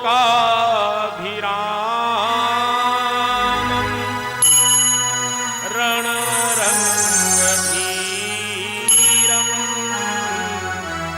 राजीवनेत्रम् रघुवंशनाथम् कारुण्यरूपम् करुणाकरन्तम् श्रीरामचन्द्रम् शरणं प्रपद्ये श्रीरामचन्द्रं शरणं प्रपद्ये नीलाम्भुजश्यामलकोमलाङ्गम् सीतासमारोपितवामभागम् प्राणो महासायकचारुचापम् नमामि रामं रघुवंशनाथं नमामि रामं रघुवंशनाथम। स्तुति किया पहलिया ने। भगवान ने कहा भैया अब तुम भी हमारे लोक हो जाओ। आशीर्वाद दे करके भगवान ने पहलिया को अपने लोक भेज दिया। भगवान के चरणों पर बाण विधा हुआ है। पीताम्बर ओढ़े हुए मेरे ठाकुर जी आंखों को बंद किए और आंखों को बंद करके ओम शब्द का उच्चारण किया और मृत्यु लोक से अपनी लीलाओं को समेट करके भगवान अपने धाम प्रस्थान करते हैं। ओम शांति, ओम शांति, ओम शांति।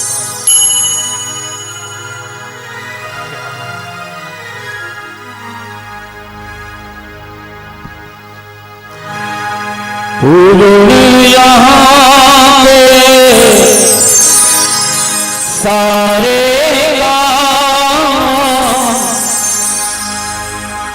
नारायण निज धाम चले। पूर्ण यहाँ के सारे काम, पूर्ण यहाँ के सारे काम नारायण निज धाम चले। नारायण निज धाम चले। नारायण नारायण श्रीमन नारायण नारायण नारायण श्रीमन नारायण नारायण नारायण नारायण नारायण श्रीमन नारायण नारायण नारायण श्रीमन नारायण नारायण नारायण। पूर्ण यहाँ के सारे काम, पूर्ण यहाँ के सारे काम नारायण निज धाम चले। नारायण निज धाम चले। बोलिए भक्तवत्सल भगवान की जय। भागवत महापुराण की जय। राधा रमण सरकार की जय। इस प्रकार से भगवान अपनी समस्त कलाओं को समेट करके इस धरती को गीता का ज्ञान भी भगवान ने दिया है और अनेक लीलाओं के माध्यम से समाज को, दुनिया को ज्ञान सिखला करके ठाकुर जी परम धाम चले जाते हैं। गोकर्ण कथा के माध्यम से भगवान की कथा प्रारंभ हुई थी और आज कथा के माध्यम से भगवान को हमारे सबने परम धाम भेजा है। आप सबके ऊपर भगवान का आशीर्वाद सदैव बनी रहे। आप सबका अनन्य अनुराग भगवान के चरणों पर सदैव लगा रहे। इसी तरह से भगवत कथा में आप सबका मन लगा रहे। भगवान सुखदेव जी कहने लगे, कहा राजन,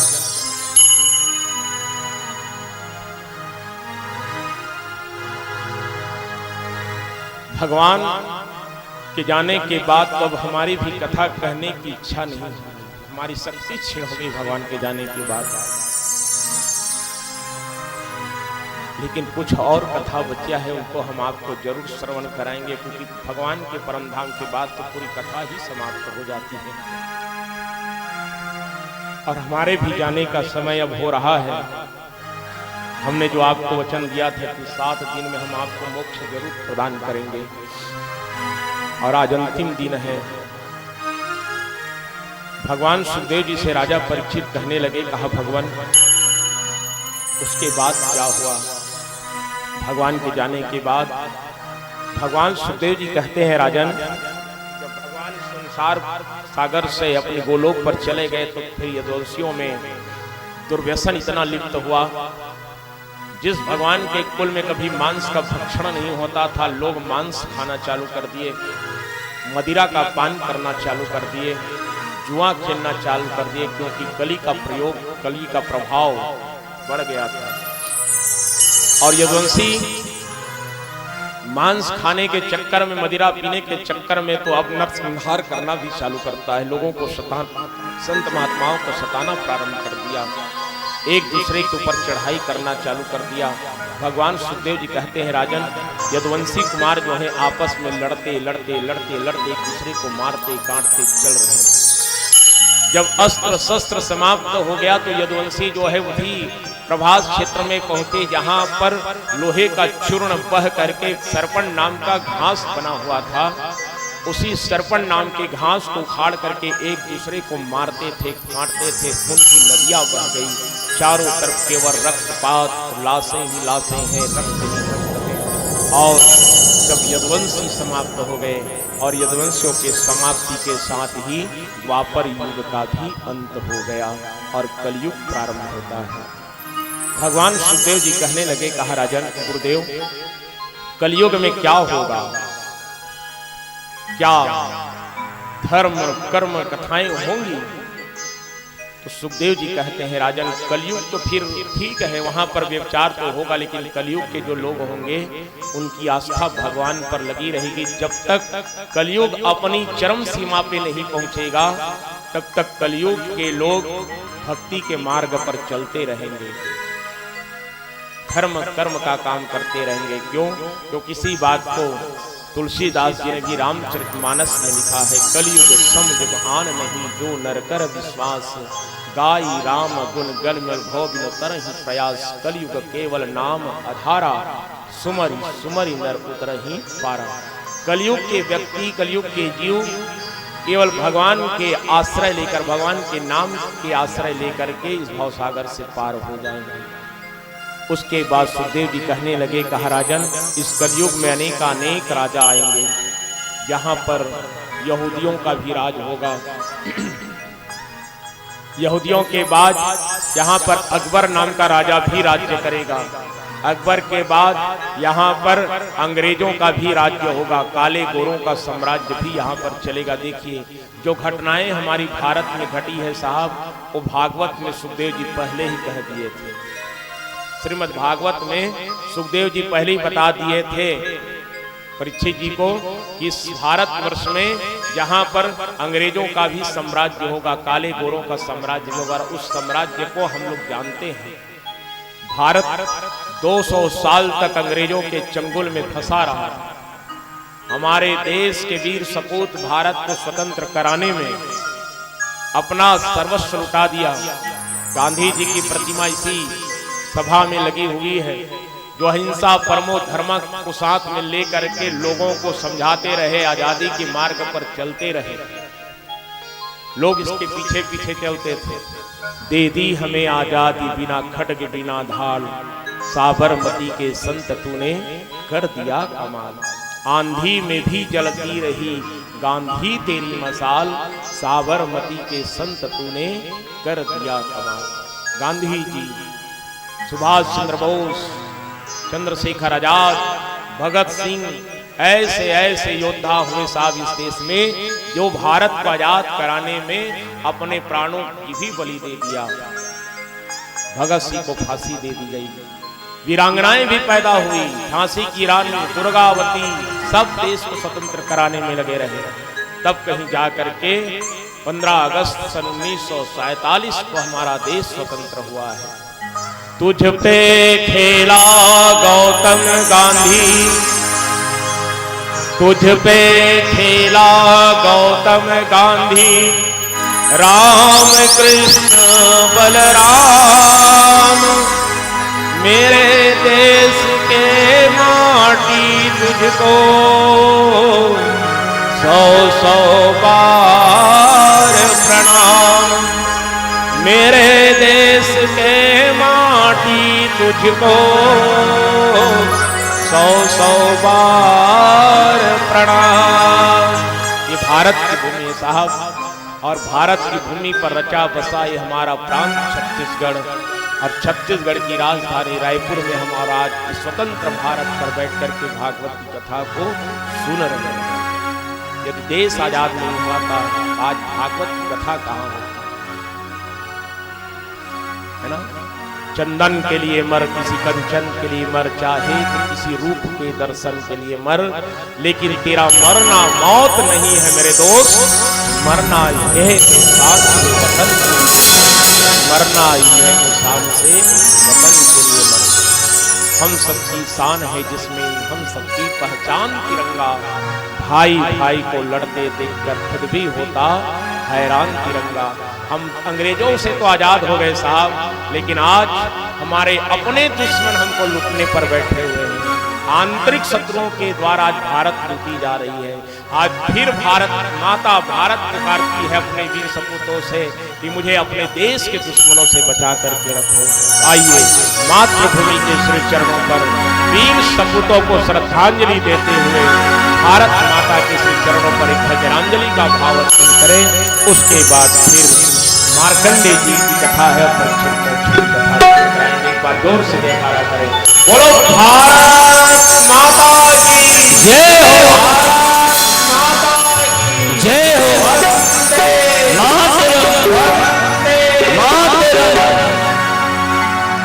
जहाँ डाल डाल पर सोने की चिड़िया पलती है बसेरा, ओ भारत देश है मेरा, ओ भारत देश है मेरा। जहाँ डाल डाल पर सोने की चिड़िया पलती है बसेरा, ओ भारत देश है मेरा, ओ भारत देश है मेरा। जहाँ डाल डाल पर सोने की चिड़िया पलती है बसेरा, ओ भारत देश है मेरा, ओ भारत देश है मेरा। जहाँ सत्य अहिंसा और धर्म का पग पग लगता तेरा, ओ भारत देश है मेरा, ओ भारत देश है मेरा। जहाँ सत्य अहिंसा और धर्म का पग पग लगता तेरा, ओ भारत देश है मेरा, ओ भारत देश है मेरा।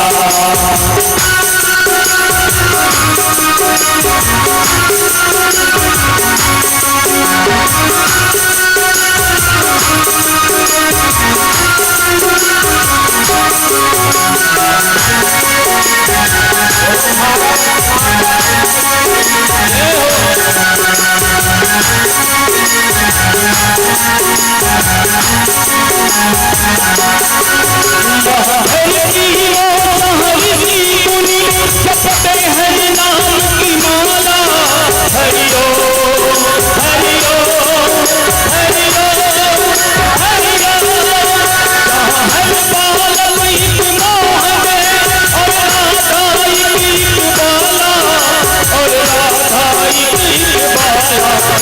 जहाँ सूरज सबसे पहले आकर डाले अपना डेरा, ओ भारत देश है मेरा, ओ भारत देश है मेरा। जहाँ डाल डाल दिया करती है बसेरा, ओ भारत देश है मेरा, ओ भारत देश है मेरा।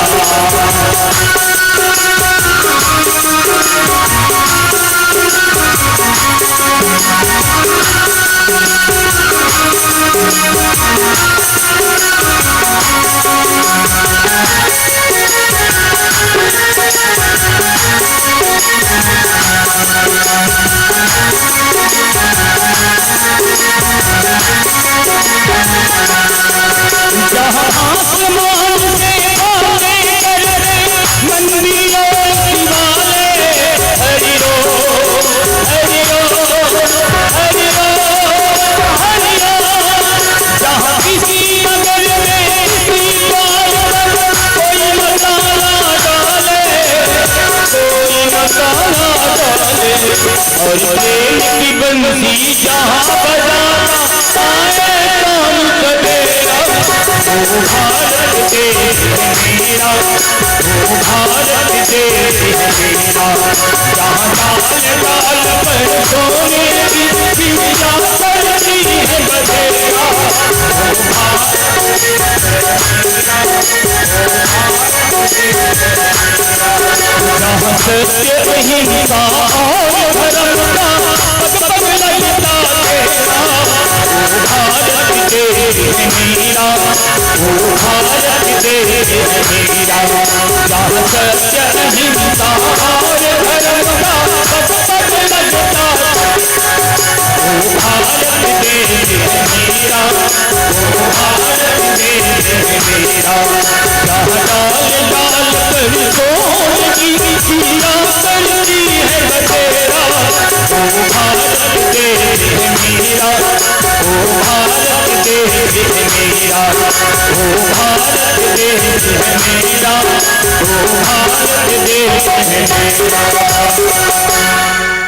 बोलिए राधा रमण सरकार की जय। भक्त और भगवान की। राजा परीक्षित सुखदेव जी के सामने भी बैठे हुए हैं और सुखदेव जी कहने लगे, कहा राजन अब हमारे भी जाने का समय हो रहा है और यदि कोई प्रश्न करना चाहते हो तो आप पूछ सकते हैं। भगवान सुखदेव जी से राजा परीक्षित कहने लगे, कहा महाराज मैं और क्या पूछूं। लेकिन सुखदेव जी कहते हैं, राजन अब मैं आपसे एक प्रश्न करना चाहता हूं। अभी तक आपने जो प्रश्न किया मैंने उसका उत्तर दिया है, अब मैं प्रश्न करना चाह रहा हूं, उसका उत्तर आपको देना है। राजा परीक्षित कहने लगे, कहा गुरुदेव आप मुझसे क्या प्रश्न करेंगे और मेरी इतनी सामर्थ्य नहीं कि आपके प्रश्न का उत्तर दे सकूं, कौन सा प्रश्न करेंगे। तो सुखदेव जी कहते हैं, राजन ये बताओ क्या तुम मरोगे। हाँ, राजा परीक्षित के सामने सुखदेव जी ने प्रश्न किया, कहा राजन क्या तुम मरोगे, ये प्रश्न। और जब प्रश्न को सुना तो परीक्षित जी कहते हैं, कहा गुरुदेव मैंने जन्म ही नहीं लिया तो फिर मरने की बात कैसे। बोलो भक्तवत्सल भगवान की जय। कितना बढ़िया प्रश्न है और कितना सटीक उत्तर दिया गया। प्रश्न को सुनिए। राजा परीक्षित को पूछे सुखदेव जी क्या तुम मरोगे। सुखदेव जी से राजा परीक्षित कहते हैं, महाराज मैंने तो जन्म ही नहीं लिया है तो मेरी मृत्यु होगी कैसे। जिसने भागवत सुन लिया साहब, 7 दिन भागवत की कथा को जो मनसा वाचा कर्मणा से सुन लेता है और व्यक्ति अपने आप को जन्म लेने वाला ही नहीं समझता, वो तो भागवत का हो जाता है, भगवान का हो जाता है, तो उसकी मृत्यु कैसे होगी। और इसी उत्तर को जब सुना तो भगवान सुखदेव जी कहने लगे, कहा बस राजन मुझे विश्वास हो गया कि आपने बहुत ध्यान से मनसा वाचा कर्मणा से भगवान की कथा को सुना है अब मृत्यु तुम्हारा कुछ नहीं कर सकती, अब तुमको डरने की आवश्यकता नहीं है, तुम तो मरोगे ही, लेकिन तुम्हें तो पहले ही मोक्ष की प्राप्ति हो गई है। अब मैं चलता हूँ, क्योंकि जब तक मैं यहाँ बैठा रहूंगा वो तक्षक आ नहीं सकता। ऐसा जब कह के भगवान सुखदेव जी जाने के लिए तैयार हुए तो राजा परीक्षित गंगा जी का जल लाया और सुखदेव जी महाराज के चरण का पुनः प्रक्षालन करके आरती किया, वंदन किया, और वंदन करने के बाद भगवान सुखदेव जी के श्री चरणों में साष्टांग प्रणाम किया और भगवान सुखदेव जी आशीर्वाद दे करके वो भी चले जाते हैं। बोलिए सुखदेव भगवान की जय। और सुखदेव जी चले गए तो राजा परीक्षित ध्यान लगा करके बैठा, और ध्यान लगा करके बैठा, उसी समय तक्षक नाग का आगमन हो रहा है। देवता लोग देख रहे हैं कि भागवत की कथा को सुनने वाला राजा परीक्षित आज तक्षक नाग के काटने से इनकी मृत्यु हो जाएगी, तो क्या किया, कश्यप जी को भेज दिया तक्षक को रोकने के लिए। कश्यप जी गए, कहा कहां जा रहे हो तक्षक, कहा हम परीक्षित को डसने जा रहे हैं। और कश्यप से पूछे तो कहते हम बचाने के लिए जा रहे हैं, तुम डसोगे मैं बचाऊंगा। कहे इतनी ताकत है आप में? कश्यप जी कहे अपनी ताकत दिखाओ तो मैं अपनी ताकत दिखाऊं कि जिसको तुम डसोगे उसको मैं बचा सकता हूं। एक पीपल के वृक्ष को जैसे ही तक्षक डसा, पूरा पीपल का वृक्ष एक ही पल में जल करके। कश्यप जी कहे वाह, बड़ी ताकत है तेरे फल में। और कश्यप जी अपने कमंडल से जल निकाल करके मंत्र आवाहित करके जैसे उस राग पर छिड़का, पीपल का वृक्ष फिर हरा भरा हो गया। बोले भक्तवत्सल भगवान की जय।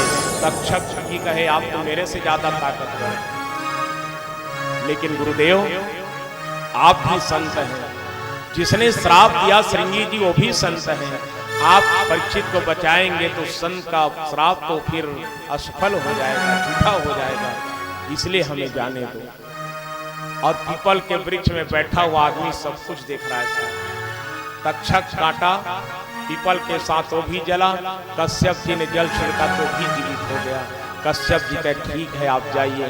और जहां गंगा के किनारे महाराज परीक्षित ध्यान लगा करके बैठे हुए हैं, तक्षक गया और तक्षक जाकर के जैसे ही महाराज परीक्षित के शरीर को डसता है, महाराज परीक्षित का शरीर गिर गया। बोले भक्तवत्सल भगवान की जय। याद रखना साहब, केवल शरीर को डसा है तक्षक ने। जैसे ही सुखदेव जी गए, महाराज परीक्षित ने ध्यान लगाया और ध्यान लगा करके अपनी आत्मा को पहले ही परमात्मा में शामिल कर चुके थे। परीक्षित तो पहले ही चले गए थे, केवल उनका शरीर बैठा हुआ था और उसी शरीर को तक्षक ने डसा है और वही शरीर जमीन पर गिरा है। देवी भागवत भी सुने होंगे आप लोगों ने, कितने लोग सुने देवी भागवत? श्रीमद् देवी भागवत सुने हैं?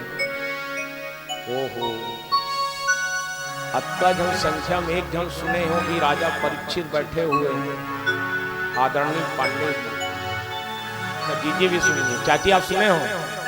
ऐसे हाथ मन उठाता, हाथ उठाए तब ना जाने। 3 जने सुने हैं, ले बता, इधर वाले कोई नहीं सुने, एक जन सुने कहा था। हाँ अब बढ़ रहा है संख्या। ये तो ऐसे हो गए जैसे वो नदी में जाना है, अम्मा जी नदी में जाना है, नदी पार करना है तो कूदे कैसे? तो एक ठन भेड़ कूदी था, सब जन कूदा था, उसने एक जन हाथ उठाता, धीरे धीरे सब उठा। देवी भागवत सुने होंगे ध्यान से तो याद होगा, उसमें परीक्षित मोक्ष का वर्णन अलग टाइप से किया गया है। भागवत सुनने के बाद परीक्षित घर गया और घर जाकर के 7 खंड का महल बनाया ऊपर में, और उसको पूरा कांच से घेरवा दिया, कांच, जहां किसी का प्रवेश नहीं होता था, वर्जित था प्रवेश, केवल जाता था तो एक ब्राह्मण, वो भी फूल लेकर के, पूजा के लिए फूल लेकर के जाता था। अब तक्षक जाए तो जाए कैसे अंदर? इतना घना बनाया हुआ था उस महल को, उस कक्ष को, जहां से मक्खी भी प्रवेश नहीं करती थी। तो तक्षक जाने का बहाना ढूंढ रहा है, तो गया कैसे? फूल पर एक भौरा बन करके बैठा हुआ तक्षक। उसको पता है कि प्रातः काल ब्राह्मण आएगा, फूल तोड़ करके लेकर के जाएगा, और उसी पुष्प पर खौरा बन करके तक्षक बैठा हुआ था। जैसे ही ब्राह्मण दे गए फूल लेकर के, अंदर लेकर के टोकरी को ले जा करके रखा, ब्राह्मण जो निकल गए और फूल को उठाने के लिए जैसे ही महाराज परीक्षित हाथ को बढ़ाते हैं, खौरा तक्षक बन करके ये देवी भागवत का वर्णन है साहब। लेकिन यहाँ श्रीमद् भागवत में गंगा के किनारे ही भगवान को समर्पण कर दिए थे परीक्षित जी ने। और देवी भागवत में भी परीक्षित के बाद जन्मे, जिसमें जन्मेजय ने सर्प यज्ञ किया है, और सर्प यज्ञ करके समस्त सर्पों को आहुति दिया गया। तक्षक डर करके इंद्र के आसन में जाकर के छुप गया। पता चला तो इंद्र सहित आवाहित किया गया, इंद्र सहित तक्षक का आवाहन करो, इंद्राय तक्षकाय स्वाहा। उल्टा होकर के इंद्र गिरना चालू हो गया। देवता घबरा गए, अरे ये तो अग्निकुंड में जा रहा है। आकर के जन्मेजय को समझाया, कहा जन्मेजय तुम्हारे पिताजी महाराज भागवत को सुने हैं, यदि इंद्र इस हवन कुंड में गिर जाएगा तो पुण्य समाप्त हो जाएगा। सर्प यज्ञ को वही रोक दिया तो इंद्र का प्राण बचा। तो इंद्र तो सोच लिया तो मैं तो गया प्यारे। हाँ, और तक्षक कहता है मैं तो जाऊंगा लेकिन तुम्हें भी लेकर के जाऊंगा, हम तो डूबेंगे प्यारे, तुम्हें भी साथ में लेकर के डूबेंगे। इंद्र घबरा गया था, बच गया भैया, नहीं तो अभी तो सब स्वाहा हो जाता। और जन्मेजय ने सर्प यज्ञ बंद किया है। और उसके बाद भगवान सुत जी सौनक आदि ऋषियों को नैमी सारण्य की पावन क्षेत्र पर कथा सुना रहे। कहते हैं सुखदेव जी के जाने के बाद परीक्षित का मोक्ष हुआ। उसके बाद एक कथा बसती है मार्कंडेय जी की कथा, जिन्होंने भगवान के प्रलय काल का दर्शन किया है। मार्कंडेय जी कौन? मुकुंद ऋषि का बेटा है। मुकुंद ऋषि को कोई बेटा नहीं था, तो एक बार भगवान शंकर के पास जाकर के इन्होंने प्रार्थना किया। तो भगवान शंकर कहते हैं, कहा ऋषिवर बेटा लेकर के क्या करोगे? संत महात्मा हो, बेटा क्या करोगे? कहा नहीं महाराज, कम से कम पुत्र सुख तो मिल जाए, बेटे का सुख मिल जाए। कहे मेरे पास 2 बेटा है, एक की उम्र है 16 साल, एक की उम्र है 100 साल, किसको मांगोगे? मुकुंद ऋषि ने कहा महाराज ये बताओ गुण दोष क्या है? तो ये 100 साल वाला जो बेटा है ना, ये बड़ा उपद्रव होगा, अत्याचारी होगा, माता पिता को सताने वाला होगा, चोरी करेगा। और ये 16 साल वाला ये तो बड़ा सज्जन होगा, माता पिता की सेवा करेगा। मुकुंद ऋषि ने कहा ये 16 साल वाले को ही दे दो। वो 100 साल वाला जाएगा तो मारेगा पीटेगा, ये 16 साल कम से कम साथ रहेगा तो सेवा तो करेगा कम से कम। और उसको लेकर के आया है। समय धीरे धीरे धीरे धीरे बीत रहा है। एक दिन की बात, ऋषि मुकुंद अपनी पत्नी के साथ बैठ करके रो रहे थे। 3 दिन का समय शेष है मार्कंडेय जी को जाने के लिए। माँ रो रही है बेटा 3 दिन बाद हमें छोड़ करके चला जाएगा। मार्कंडेय जी आकर के कहे मैया कौन किसको छोड़ करके जा रहा है? कहा बेटा तेरी उम्र 3 दिन की बची है रे, उसके बाद तू चला जाएगा। मार्कंडेय जी कहते हैं माँ ये मान ले कि तेरा बेटा भी मर गया, 3 दिन पहले ही मर गया। और मार्कंडेय जी कहाँ गए? जहां पर संत महात्मा गए हुए हैं, गंगा के किनारे वो भी पहुंच गया। कहाँ? इलाहाबाद में, प्रयागराज में, जहां पर कुंभ का मेला लगा हुआ है। और वहां जाकर के नारद जी मिल गए। नारद जी को कहे देवर्षि को प्रणाम, दीर्घायु भवा, यशस्वीवान भवा। नारद लकी मोर हाथ ला दे। नारद कथे 3 दिन बाद होते जाने वाला है, तोर आशीर्वाद के का हो ही महाराज। चल भाई, नारद के साथ सत्संग कर रहा है। एक दिन बीत गया। दूसरे दिन नारद जी सोच रहे हैं मैं फंसा हूं तो बाकी को फंसाना है। ब्रह्मा जी आ रहे हैं उस महाकुंभ में। ब्रह्मा जी को आते देखे तो मार्कंडेय से कहने लगे, कहा बेटा वो देख रहे हो 4 सिर वाला? हाँ हाँ, जाकर उसके चरण को पकड़ो। जा करके कहा ब्रह्मदेव को प्रणाम, दीर्घायु भवा, चिरंजीवी भवा। मेरे हाथ को देखिए प्रभु, 2 दिन जीने वाले हो रहे, 2 दिन बाद मर जाओगे, तो आपके आशीर्वाद का क्या होगा महाराज? चलिए आसन ग्रहण करिए। नारद को देखिए, तुम कैसे, जैसे आप आए हो वैसे मैं आया। अब चल रहा है सत्संग। एक दिन फिर बीता, फिर दूसरे दिन हुई। भगवान नारायण आ रहे हैं अपने गरुड़ पर सवार होकर के।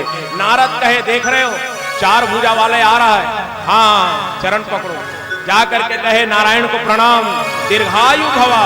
हाथ को देखिए महाराज, एक दिन बाकी है, चलिए उसको बैठा। फिर एक दिन बचा, आज अंतिम दिन है। और उधर से भगवान भोलेनाथ आ रहे हैं, डम डम डम डम डमरू बजाते। माता पार्वती के साथ नंदी पर सवार है।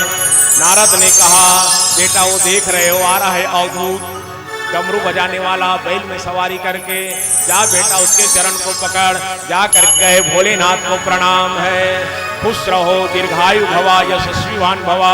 हाथ को देखिए महाराज, अरे तू तो आज जाने वाला है, आज तो मर जाएगा, तो आपके आशीर्वाद का क्या होगा?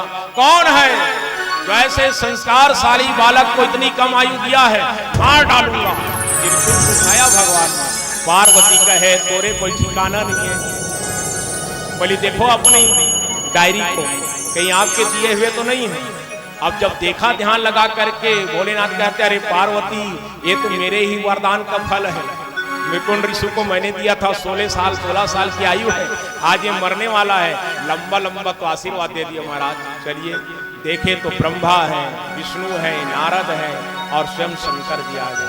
अब सोच रहे हैं हम सब ने तो आशीर्वाद दे दिया बालक को, लेकिन आज ये मर जाएगा और हम ये मर गया तो हमारे आशीर्वाद निरर्थक हो जाएंगे। तो क्या किया, सभी देवताओं ने नारद से ही अपने एक एक दिन की उम्र को मार्कंडेय जी को दे दिया। भगवान शिव जी कहने लगे, कहा ऋषिगण देवताओं का एक दिन की उम्र जो होती है वो मनुष्यों का कई हजार वर्ष का हो जाता है। भगवान के भक्त मार्कंडेय को उम्र बढ़ गई और भगवान ने आशीर्वाद दिया, कहा मार्कंडेय जब हमारी प्रलय लीला चलेगी तब तुम हमारे बाल स्वरूप का दर्शन करोगे। और फिर जब प्रलय काल हुआ, पूरी धरती जलमग्न हो गई, मार्कंडेय जी एक शिला पर खड़े हुए हैं और भगवान जो है एक पत्ते पर बाल कृष्ण लेटा हुआ अपने चरण के अंगूठे को मुंह में दबाया हुआ उस जल में बहते बहते बहते बहते आ रहे हैं। मार्कंडेय जी दर्शन कर रहे हैं। करारि वंदेन पदारविंदम मुखारविंदेन विनिवेशयन्तं वटस्य पत्रस्य पुटे शयानं बालमुकुंद मनसा स्मरामि। प्रणाम किया भगवान को और भगवान को प्रणाम करके फिर दर्शन करने के बाद मार्कंडेय जी भी संसार को छोड़ करके चले गए। भगवान शिव जी कहने लगे, कहा ऋषिगण श्रीमद् भागवत कथा के 10 लक्षण हैं। एक है सर्ग, विसर्ग, स्थान, पाषाण, अति, मनवंतर कथा, ईशन कथा, विरोध, मुक्ति और आश्रय। प्रथम स्कंद में 12 स्कंद का श्रीमद् भागवत की कथा है जिसमें 18,000 श्लोक हैं। कौन से स्कंद में कौन सी कथा है इसका वर्णन भगवान शिव जी कर रहे हैं। प्रथम स्कंद में सुखदेव जी परीक्षित जी के जन्म का प्रसंग है, कुंती की स्तुति है, भीष्म स्तुति है, राजा परीक्षित की सभा में सुखदेव जी का आगमन की कथा है। द्वितीय स्कंद में सद्योत मुक्ति क्रम मुक्ति का वर्णन, चतुश्लोकी भागवत की व्याख्या। तृतीय स्कंद में विदुर मैत्रेय संवाद, कपिल देवहूति संवाद, हिरण्याक्ष का उद्धार। चौथे स्कंद में सती चरित्र, ध्रुव चरित्र और ध्रुव के वंश का वर्णन। पंचम स्कंद में प्रियव्रत चरित्र, नाभि चरित्र, जड़ भरत की कथा और 28 नरकों की वर्णन है। छठवें स्कंद में अजामिल कथा, गुरु हत्या का परिणाम, मरुदगणों की उत्पत्ति। सातवें स्कंद में प्रहलाद चरित्र, भगवान नरसिंह के अवतार की कथा। आठवें स्कंद में गजेंद्र मोक्ष, समुद्र मंथन, वामन चरित्र, मत्स्यावतार। नौवें स्कंद में भगवान के सूर्यवंश के वर्णन, राम की कथा, चंद्रवंश का वर्णन है और उसके बाद कृष्ण की प्राकट्य की कथा। 10वें स्कंद में भगवान कृष्ण की समस्त बाल लीलाओं का वर्णन, गोकुल लीला, वृंदावन लीला, मथुरा लीला, द्वारिका लीला का है। 11वें स्कंद में 9 योगेश्वर संवाद, कृष्ण उद्धव संवाद, यदुवंशियों के श्राप लगने की कथा और उसके बाद भगवान के स्वधाम गमन और उद्धव जी का बद्रिका आश्रम जाने की कथा। 12वें स्कंद में कलयुग का वर्णन, नाम महिमा का वर्णन, सुखदेव जी का गमन और परीक्षित की मोक्ष की कथा है। इस प्रकार से 12 स्कंद में भगवान वेदव्यास जी ने श्रीमद् भागवत महापुराण की रचना किया। 18,000 श्लोक हैं और 18,000 श्लोक की कथा को 7 दिन में 4-4 घंटे में कह पाए ये संभव नहीं होता। मति अनुसार राम गुण गाऊं, इस भाव को लेकर के आप सबके सामने बहुत सरल भाषा में भागवत की कथा को मैंने कहा है, क्योंकि आध्यात्म पर ज़्यादा जाते तो शायद समझ नहीं आता, क्योंकि आध्यात्म में जाना समझ से परे हो जाता है। इसलिए मेरा प्रयास रहता है कि जितना ज़्यादा हो सके सरल भाषा में भगवान की कथा को सुनाऊं, और वही प्रयास मैंने किया है। जिन दिव्यात्माओं की पावन स्मृति में आदरणीय पापा जी मोहितलाल पांडे जी की वार्षिक श्राद्ध के निमित्त मोक्ष कामना को लेकर के महान यज्ञ किया गया। साथ ही साथ दादा श्री मनाराम जी पांडे, दादी श्रीमती दुलौरी पांडे जी, माता श्रीमती सुधा पांडे, चाचा डॉक्टर राम विशाल पांडे जी और बड़े भैया संजय पांडे जी। संजय भैया से भी मिला था मैं, आते थे उस समय भैया जी इस दुनिया में थे, उनसे बातें होती थी। खाना खाने बैठते थे तो एक बार जरूर पूछते थे, राजू चल भाई खाना खाओ, है ना। उनका व्यवहार बहुत अच्छा था भैया जी का। और जब वह स्वस्थ हुए थे तो मेरा छोटा भाई बहुत सेवा भी किया हुआ था, साथ में रहता था, जो आज भी सेवा कर रहा है। जैसे भी थे भैया बहुत बढ़िया थे, मिलते थे, बढ़िया बात करते थे। और वैसे ही डॉक्टर चाचा जी भी थे, डॉक्टर साहब। पापा जी की मृत्यु हुई तब मिलना हुआ था, उसके 100 यात्रा के समय 13वीं के समय में मिले थे। लेकिन क्या पता था साहब कि 2 महीने का समय और शेष है उसके जीवन में। 2 महीने के बाद भी चाचा जी बड़े भाई से मिलने के लिए पहुंच जाएंगे। वो भी संसार सागर को छोड़ करके चले गए। और दोनों भाई की सूक्ष्म आत्मा आज यहाँ पर विद्यमान है। यहाँ जितने भी फोटो लगे उनकी सूक्ष्म आत्मा यहाँ पर तो है ही है, लेकिन विशेष तौर पर पापा जी और चाचा जी की आत्मा यहाँ पर हैं और भागवत की कथा को सुन रहे हैं। और भगवान उनको अपने श्री चरणों में स्थान प्रदान जरूर करेंगे, उनको मोक्ष की प्राप्ति जरूर कराएंगे। और आप सब भी जितने लोगों को कार्ड मिला था लगभग सब पहुंचे इस कथा में। पांडे परिवार को आप सब ने सहयोग दिया है कथा श्रवण करते हुए। इसके लिए व्यासपीठ से समस्त पांडे परिवार की ओर से आप सबका मैं बहुत बहुत अभिनंदन करता हूं, आभार व्यक्त करता हूं। और मैं बहुत बहुत धन्यवाद कल तो और दूंगा, लेकिन चूंकि आज ज्ञान यज्ञ का समापन, इसलिए आज और दे देता हूं। पूरा आशीर्वाद तो कल दूंगा, आज तो केवल आभार व्यक्त कर रहा हूं। और बहुत बहुत मैं धन्यवाद दूंगा पांडे जी के दोनों पुत्रियों का, लिली दीदी और लीना दीदी का। उनका भी बहुत सहयोग है। चाची जी, उनकी बेटी रिंकू भाई। और मैं सबसे ज्यादा प्रशंसा करूंगा इस परिवार के बच्चों की। वंश, लाडो, इति, यश, इतनी कम उम्र में इतने बड़े आयोजन में इतना सहयोग अपने पिताजी को जो दिया है वंश ने, शायद ही कोई बेटा इस उम्र में सहयोग करता साहब। इतना भागम भाग, जो कुछ भी चीज वंश को बोला जाता था तुरंत काम में लग जाते थे। मैं उनको 2 दिन से कहा, यार पांडे जी कभी बैठते नहीं हो मेरे पास। कल बैठा था, परसों बैठा था। मैं बोला आज यहीं सो जा हमारे साथ। कहे नहीं मामा जी, घर में सोऊंगा, क्योंकि सवेरे उठना पड़ता है और रात में जा करके और काम करना पड़ता है। मैं उस बालक को उस दिन भी आशीर्वाद दिया था और आज भी व्यासपीठ से उसको आशीर्वाद दे रहा हूँ। जो संस्कार उनके ऊपर आज बना हुआ है, अनवरत ये संस्कार उनके जीवन में रहे। और अपने दादाजी के तो दोनों बच्चे जो है बहुत लाडले थे। वंश को वंश नहीं कहता था, पापा जी दाऊ कह के बुलाता था और लाडो को दादी कहते थे। और इतना लगाव था पापा जी के साथ उन लोगों को। लेकिन इस कम उम्र में दादाजी के साथ छूटना, कम से कम दादाजी का प्यार तो देखे हैं साहब। और हम लोग तो कभी दादाजी को देखे ही नहीं थे। जब हमारे दादाजी जब दुनिया से गए तो हमारे पिताजी की शादी नहीं हुई थी उस समय। दादी का प्यार हमको मिला है। और मेरी दादी जी कहा करती थी, बेटा तू भागवत पढ़ना चालू कर दे रहे। लेकिन मैं नौकरी की तलाश में भटकता रहा।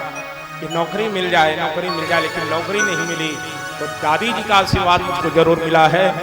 जो 2013 में मैंने सबसे पहले भागवत कथा कहना चालू किया और आज तक लगभग 30 से 35 व्यास गद्दी मुझको मिल चुका है भगवान की कृपा से, दादी के आशीर्वाद से, माता पिता के आशीर्वाद से और आप जैसे श्रोताओं के आशीर्वाद से। भगवान की कथा को मैं त्रुटि फूटी भाषाओं में कहता हूँ।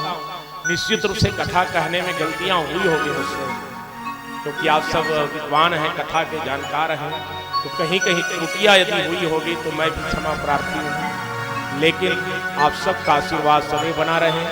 इसी भाव के साथ आप सबको एक बार फिर से व्यासपीठ से बहुत बहुत साधुवाद ज्ञापित करते हुए, आप सबको आशीर्वाद देते हुए, जय श्री कृष्ण, जय श्री राधे।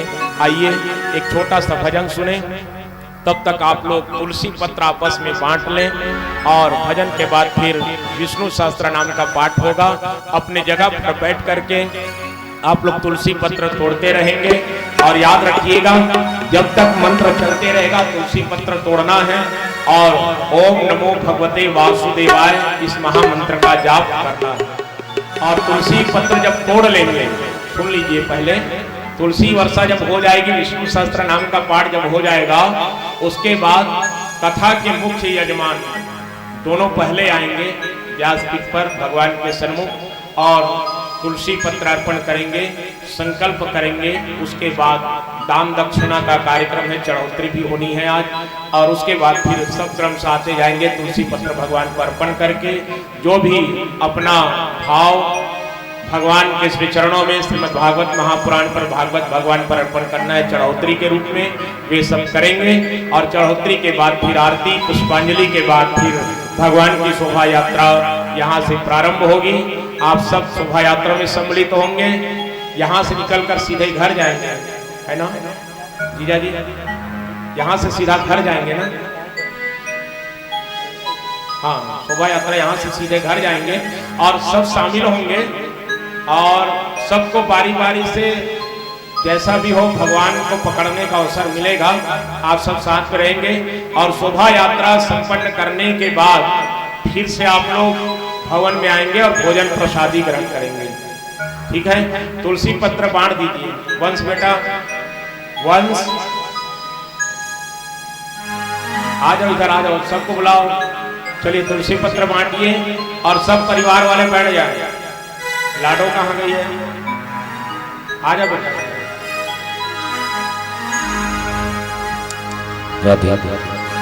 एक एक पत्ता तोड़ते जाएंगे।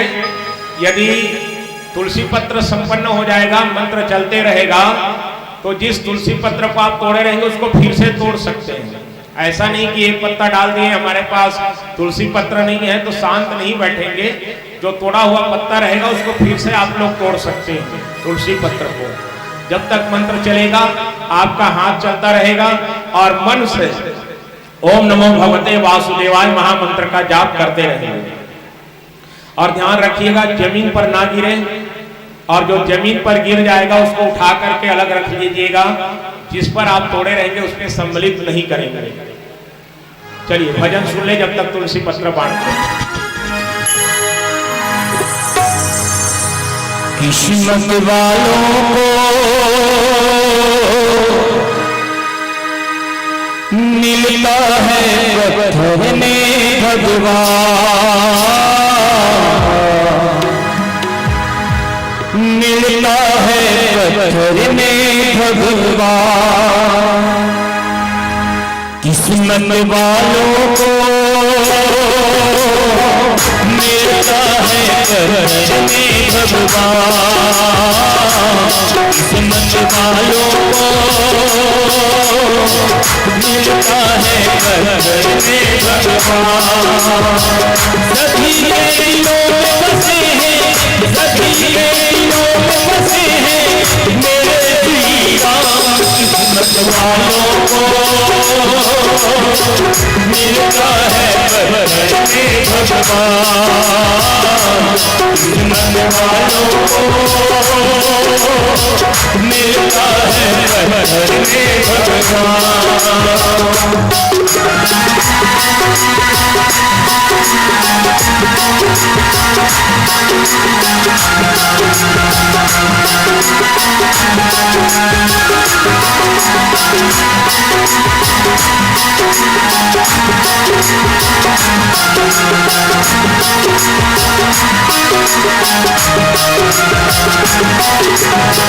कोई ढूंढे मंदिर में, कोई जगल में, कोई ढूंढे अल्लाह के दरबार। कोई ढूंढे मंदिर में, कोई जगल में, कोई ढूंढे अल्लाह के दरबार। पुकारते तो शरण आते,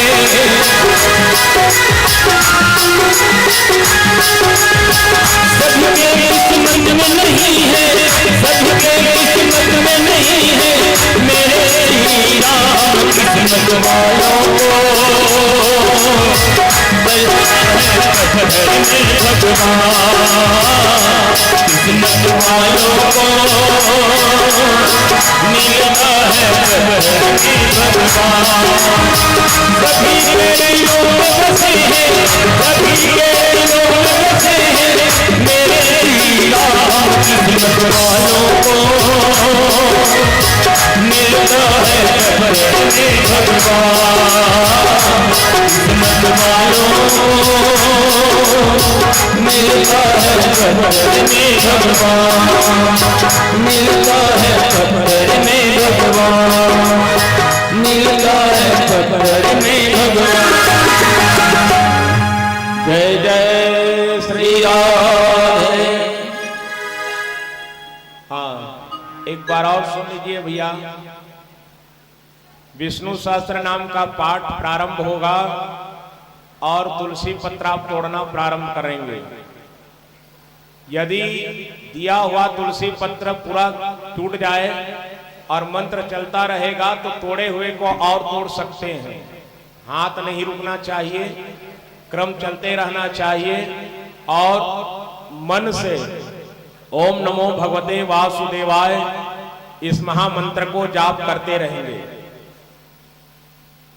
ठीक है, मंत्र भी जपते रहेंगे, मंत्र जपना नहीं छोड़ेंगे और हाथ चलते रहेगा विष्णु सहस्त्र नाम के पाठ के साथ साथ। और उसके बाद जब हो जाएगी तो पहले मुख्य यजमान आकर के तुलसी पत्र भगवान को अर्पण करेंगे, दान का संकल्प करेंगे।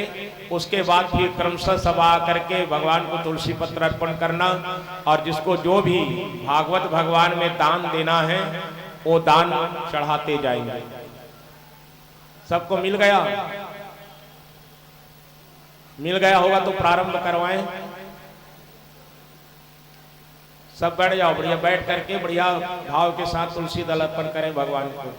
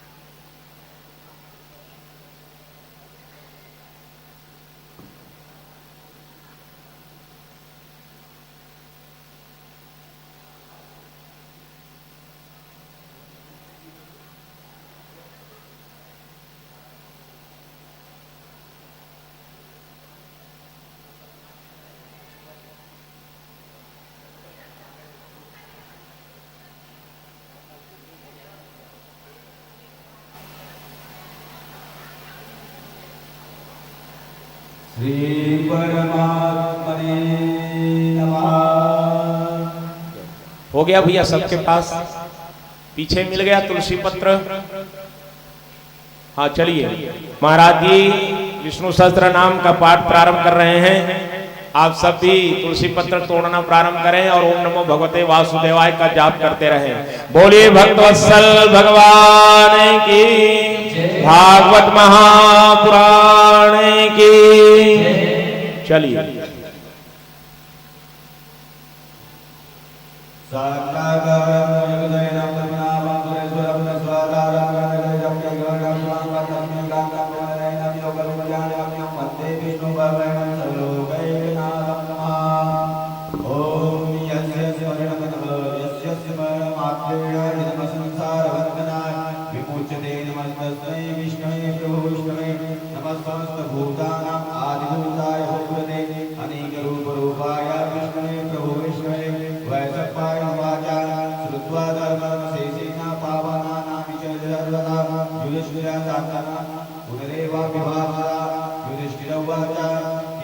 दैवतं लोके किंवापि कपरायण ईश्वरकर्मजन्ता प्राप्तमनोमानो स्वं भूधर्मा सर्वधर्मा कर्तो वर्गो मदा दिव्यभो मञ्जुते जन्मो जन्म संसारकर्मा भीष्मोवाच जगद्प्रभुं देवदेवं महान्तं पुरुषोत्तमं ईश्वरनामशास्त्रेण पुरुषाः संस्तोत्रिता तमेव चार्चयत्यं भक्त्या पुरुषमभ्या ध्याय ईश्वरं यजमानस्यमेव च अनादिनिरतं विष्णु सर्वलोकमहेश्वरा लोकाध्यक्षा सर्वज्ञा सर्वभूतभयङ्करा ब्रह्मज्ञ सर्वधर्मज्ञ सर्वज्ञो लोककीर्तिवर्धना लोकनाथमद्भुतं सर्वभूतभवभवम् एषमेव सर्वधर्मज्ञं धर्मोऽधिकतमोभा यद्दुत्तरेकाक्षाश्वरेश्वरा परमं यो महत्तेज परमं यो महत्तपः परमं यो महत्ब्रह्म परमं यो परायण पवित्राणां पवित्रं यो मङ्गलानां च मङ्गला देवतानां देवतानां च भूतानां च भूत्या यथा सर्वाणि भूतानि भविष्यामि युगागमय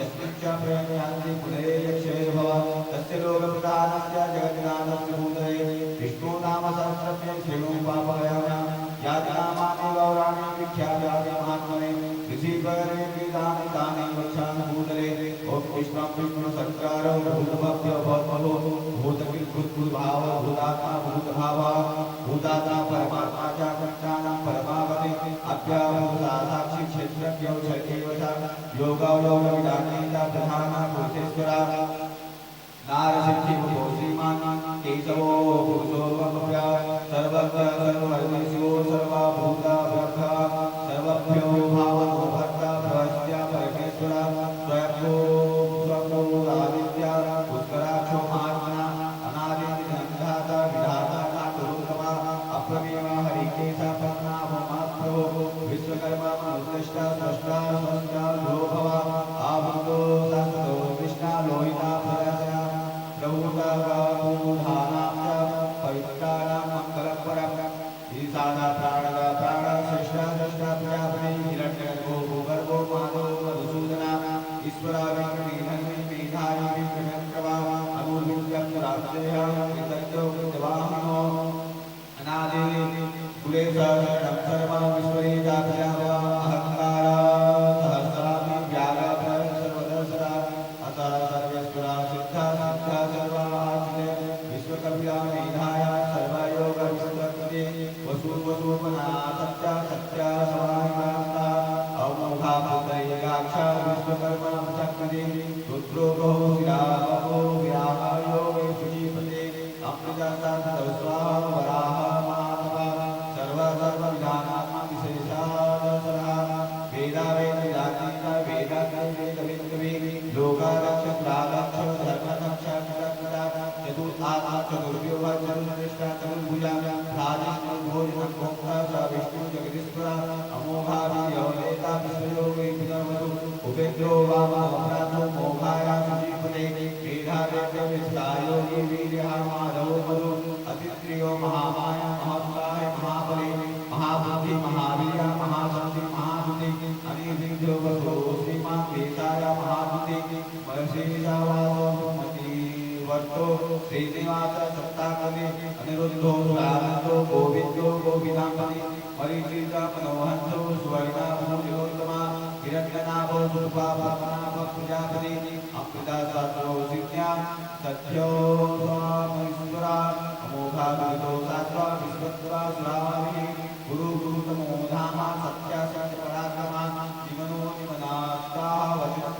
स्वाहोगरी भवा आकृते गण्यो भक्ता श्रीमाता श्रीनीता भवा सहस्रमूर्धा विश्वात्मा सहस्रा सहस्रपा आवर्तो भयो सर्वा प्रसादयो भवा अहं देव सर्वतो वन्दी विनीतो धर्मी भवा सुप्रसाद प्रसन्नात्मा विद्याज्ञं भवा विभु भवा सत्कर्ता सत्पिता साधु भावे नारायणो नरा असंख्याता प्रभुनात्मा विशिष्टा सृष्टे सुजीपते सिद्ध्याता सिद्धसंकल्पा सिद्धा सिद्धसाधना विश्वो विश्वो विश्वा विश्वात्मा विश्वोदरा वर्धनो वर्धमानश्च विश्वत्वा सुत्रिसागरो पूजयामो वाक्ये महेन्द्रो वसो वसु नेकरूपो बहुरूपा विशिष्टीकृतात्मा आजा तेजो गुरो धन्यो प्रकाशा प्रतापनो भवा ऋषि स्रष्टा क्षयोनात्मा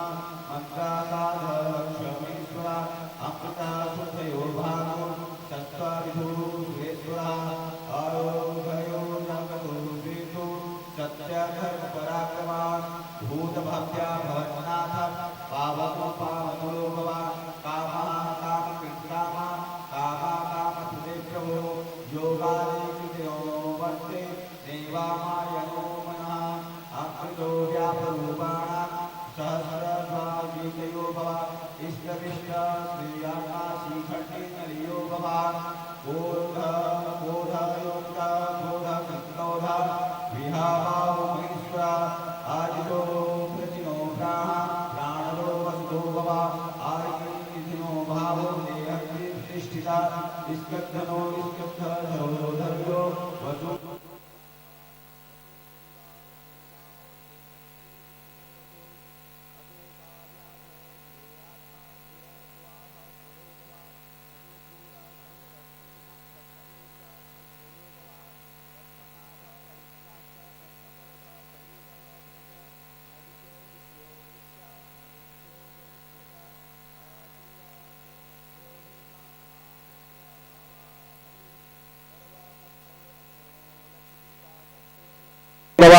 विश्वरोहितो मार्गे हेतु दामोदरो भव महीधन्यो महाभागो वेना महेश्वरो भव ऊर्धाक्षयो देवनो श्रीगर्भ परमेश्वर करणं कारणं कर्ता विकरणा गहनो भव व्यवासाव्याहस्तेनात्यो देहञ्जी स्वाध्यो भव परक्षे परमां दृष्टे दृष्टन्ते दुर्बलक्षते भव रामो विरामो विरजो मार्गो नयनो भव वीरशक्ति मनोश्रेष्ठ धर्मज्ञो विश्वतो भव वैकुंठो पुरुषो प्राण प्राण प्राणदो प्रभो हिरण्यगर्भो स्वस्त्रुग्ध व्यावासरंभयो भव ऋषि सुदर्शनो काल परमेष्ठे परगृहे उग्र संवत्सरो दक्ष विश्वात्मा विश्वदक्षिणो भव विश्वतो स्वाहिनो स्वस्तु प्राण बीजमयोस्वर अर्थो नर्थो महाकोशो महाभोगो महाधन अनिर्विद्यो स्वादृष्टो भूयाय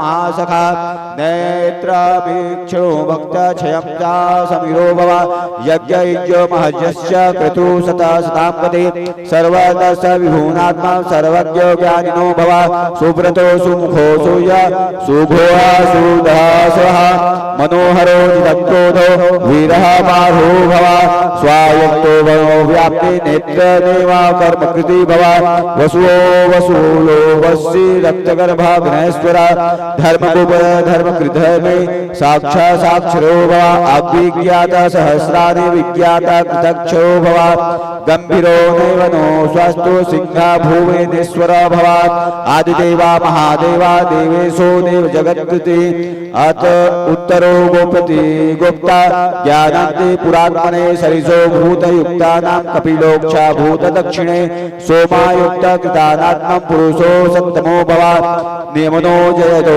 सद्यो याहन्ति दक्ष सतांपदे जीवनो व्याग साक्षीरा मुकुंदो विक्रमणे आरंभे निधिनो नद्य महास्य सर्वलक्षते अजितो महात्मानं स्वायम्भोजा जितप्यामितो प्रयो भव आनंदो नंदनो भ्याव सर्वज्ञो धर्म विकृते महिषो कपिलाचार्य कृतज्ञो मेधपति त्रिसंज्ञा धनलक्षो महाशृंगी कृतात्मनो महावारो गोविंदो सुवेशा महात्कृते कृतज्ञो गोविंदो गहनो गुप्त चक्रधरो भव वेद्यो वेदजिता गृहन्ति सर्व याच्युते भव वरुणो वारुणो संज्ञा पुष्कराक्षो महात्मने भगवान महानंदे वनमाला हरस्यो आदित्यो ज्योतितो दिव्य सहस्रे गतितो सता स्वाया खड्डभयोनात्मं देह द्रविणो प्रदो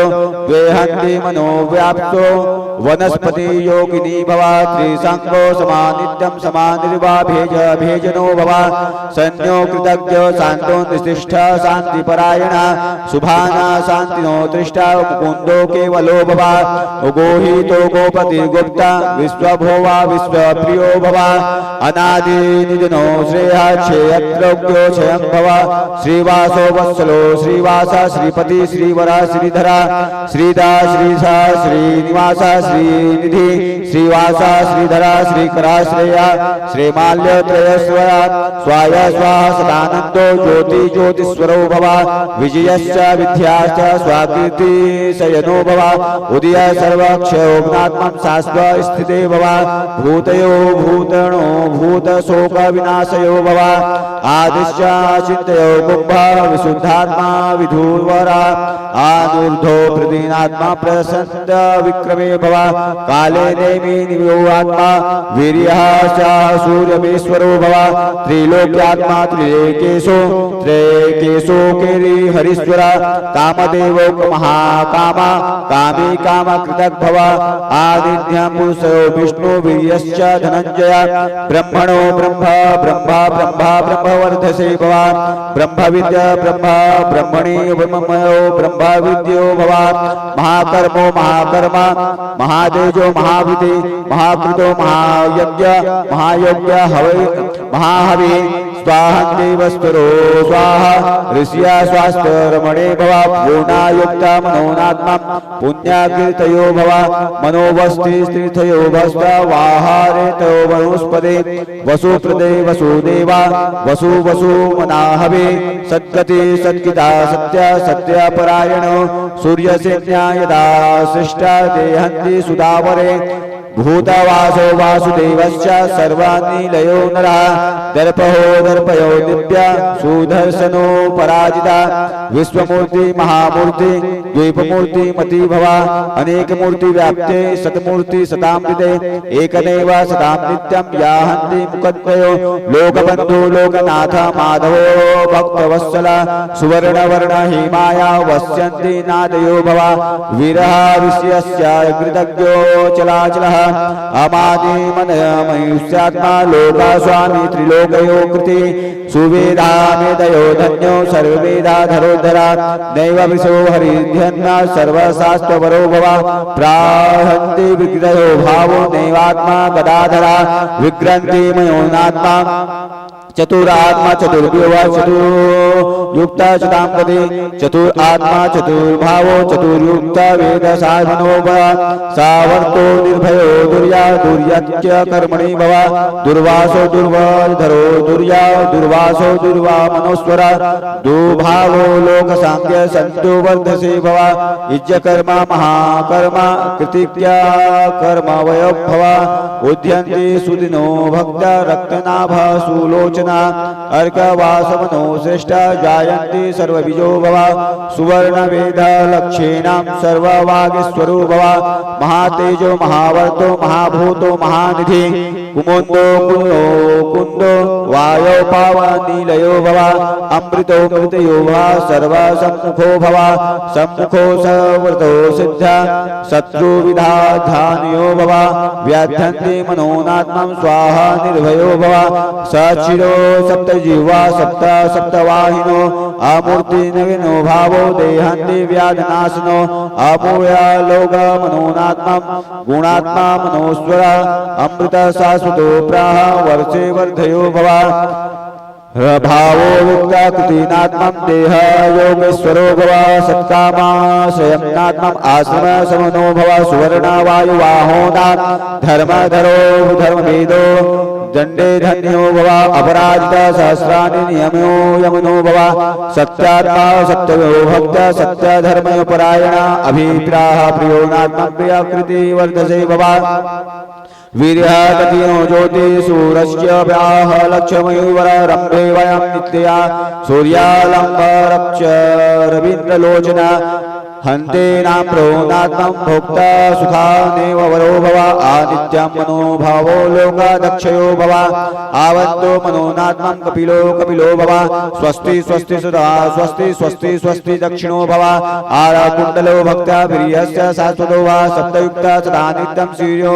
स्वाहिनो भव आकृत्य प्रेव दक्षे लेक्ष स्वयंभो भव द्विपदा मनोनात्मं पुण्यं सर्वं कृति उद्यन्ते दुयुरितो पुण्यं श्रेयन्ति प्रसन्नयो भव वीर्यस्य मनोनात्मं सत्य जीवनो भव अनुरूपा मनोनात्मं जीवाय भक्तवासरो भव चतुर्भुवादिगम्भीरो विद्यन्ते व्याधनिशो भव अनादिभुनो लक्ष्मी सुवर्ण सुतयुक्तनो भव जने जन्मा मनोनात्मं भीमपरायण आधारा निविनो धाता पुण्या प्रजापते ऊर्ध्व सर्वदोचार प्राणं प्राणयो भव प्राणा प्राणनिरोनात्मा प्राणान्ते भूत प्राणजीवनो तस्य त्वाविदो आत्मा जन्म मृत्यु जरा भव भूर्भुवस्वायुतेनात्मा देह प्रतिपामहोवरा यज्ञैश्च मनश्च यज्ञ ये हन्ति परमालक्ष्ये भव यज्ञस्य कृतीनात्मा देह एव च भव आयोग्यनिकृत्यात्मे वेदन्ति समागता देवकी नन्दनो भव क्षीयन्ति सा पापनाशनो संघयुक्ता मनोनाथं संघधन्वा गदाधरा रमणे पाणिनो भक्त सर्वप्रतापनो भव। ओम विष्णवे नमः। ओम विष्णवे नमः। ओम विष्णवे नमः।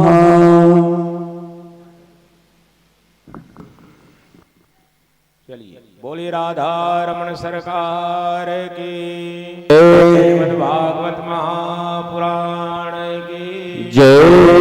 देव भगवान की जय।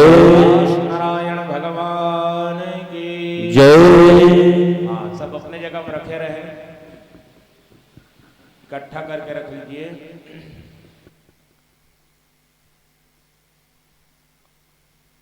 और इसके बाद फिर क्रमशः आते जाएंगे और तुलसी पत्र भगवान में अर्पण करेंगे, और जो भी अपना चढ़ौतरी देना है भागवत भगवान में वो भी देंगे। पहले कथा के मुख्य यजमान दोनों आ जाएं और तुलसी पत्र अर्पण कर लेंगे और संकल्प करके दान भगवान भागवत भगवान में समर्पण करेंगे।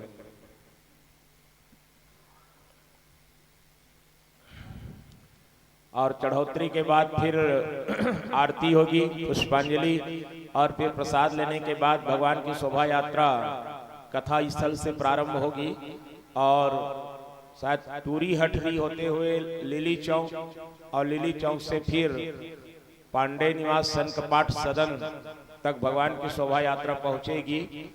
और वहीं पर भागवत भगवान और ठाकुर जी आज रात्रि विश्राम वही करेंगे।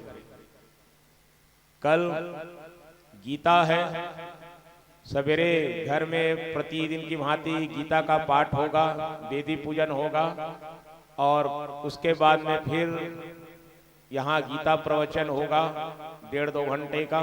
उसके बाद यज्ञ पूर्णाहुति का कार्यक्रम यहीं पे होना है, और उसके बाद फिर प्रवचन के बाद गीता दान के बाद में फिर हवन यज्ञ पूर्णाहुति, और उसके बाद में फिर कपिला तर्पण आरती इत्यादि के बाद में फिर यज्ञ का समापन होगा कल।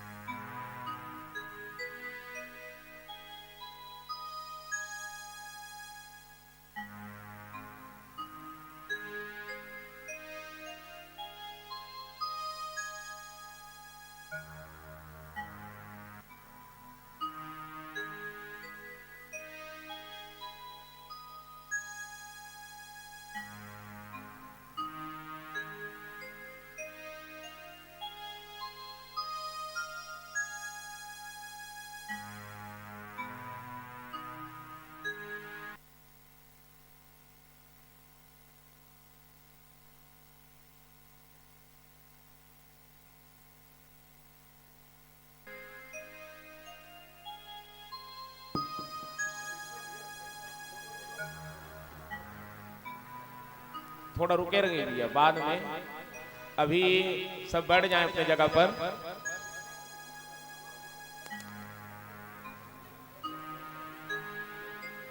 अभी सब बैठे रहे अपने जगह पर, कोई नहीं आएंगे।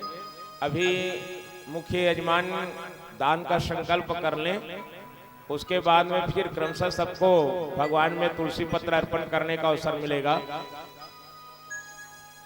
कथा के मुख्य यजमान पहले संकल्प कर लेंगे, उसके बाद सब क्रमशः आएंगे और भगवान में तुलसी पत्र अर्पण करेंगे। और जो भी दान दक्षिणा करना है भागवत भगवान में, जो आपको चढ़ाना है वो आप चढ़ाते जाएंगे। और जिसको अपने नाम की घोषणा करवानी हो बता दीजिएगा, उसके नाम का भी यहाँ से व्यासपीठ से घोषणा कर दी जाएगी।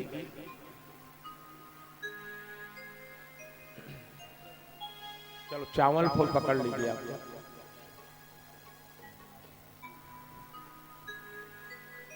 हल हल हल हल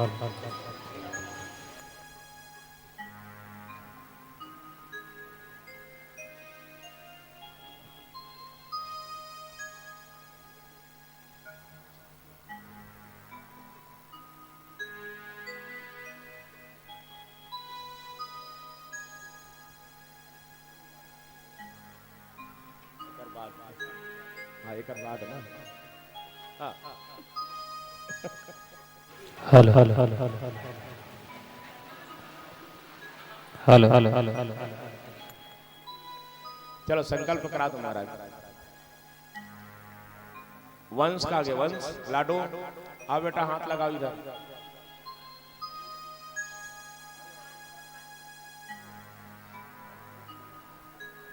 गर्मी है दीदी गर्मी है।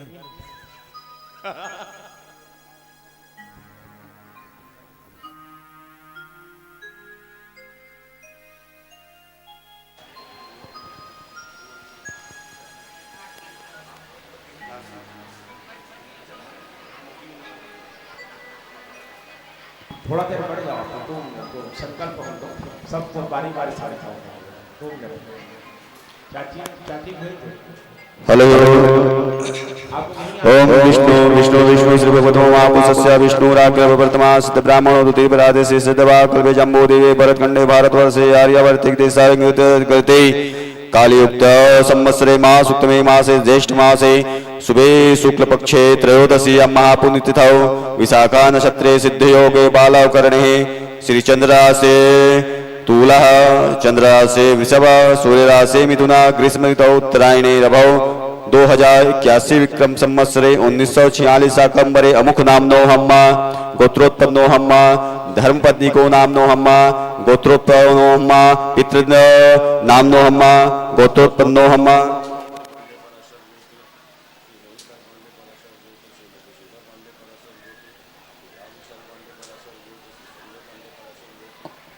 मम इह जन्मानि जन्मांतरेवा सर्व पाप क्षय पूर्वकम दीर्घ आयु धन धान्य पुत्र पौत्रति संतति वृद्ध्यर्थे स्थिर लक्ष्मी कीर्ति लाभ शत्रु पराजय सर्व अरिष्ट काम सिद्ध्यर्थे श्री राधा कृष्ण कृपा प्रसादेन श्री पितृ मोक्ष निमित्तिक श्री मद भगवत सप्ताह ज्ञान यज्ञ निमित्तिक तुभ्यं सम प्रदीतः।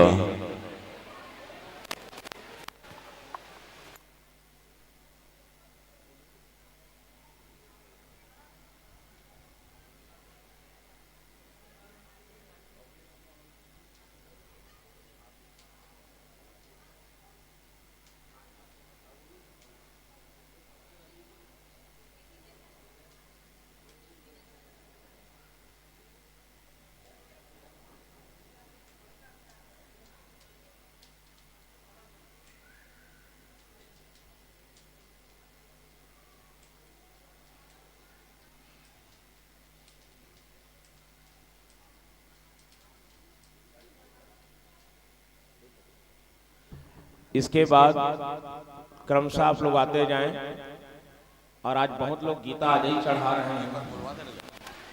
एक बार बोल देते ना घर पे आपने ये मतलब आज चढ़ान देखा तो बोलूँगा गीता आज ही चढ़ा रहे हैं। हेलो गीता दान तो कल करना है लेकिन लोग ले आए हैं आज चढ़ा दो कल कल कल आज गीता नहीं कल है गीता 2 बजे चालू होगा। जैसे कथा चालू होती है वैसे ही बैठेंगे बोल रहे हैं है ना। तो गीता दान कल ही होगा। आज कल तुलसी वर्षा है और भागवत भगवान के दान दक्षिणा का दिन है तो बढ़िया दिल खोल करके दान करो भगवान में। क्यों हर्ष बाबू और उसके बाद क्रम से आते जाएं और भगवान में तुलसी पत्र अर्पण करें और जो भी अपना समर्पण भाव श्रीमद् भागवत महापुराण में दान के रूप में करना है वो आप चढ़ाते जाएं और उसके बाद में फिर आरती करेंगे। पुष्पांजलि बाद प्रसाद लेकर के शोभा यात्रा में हम और आप सब सम्मिलित होंगे।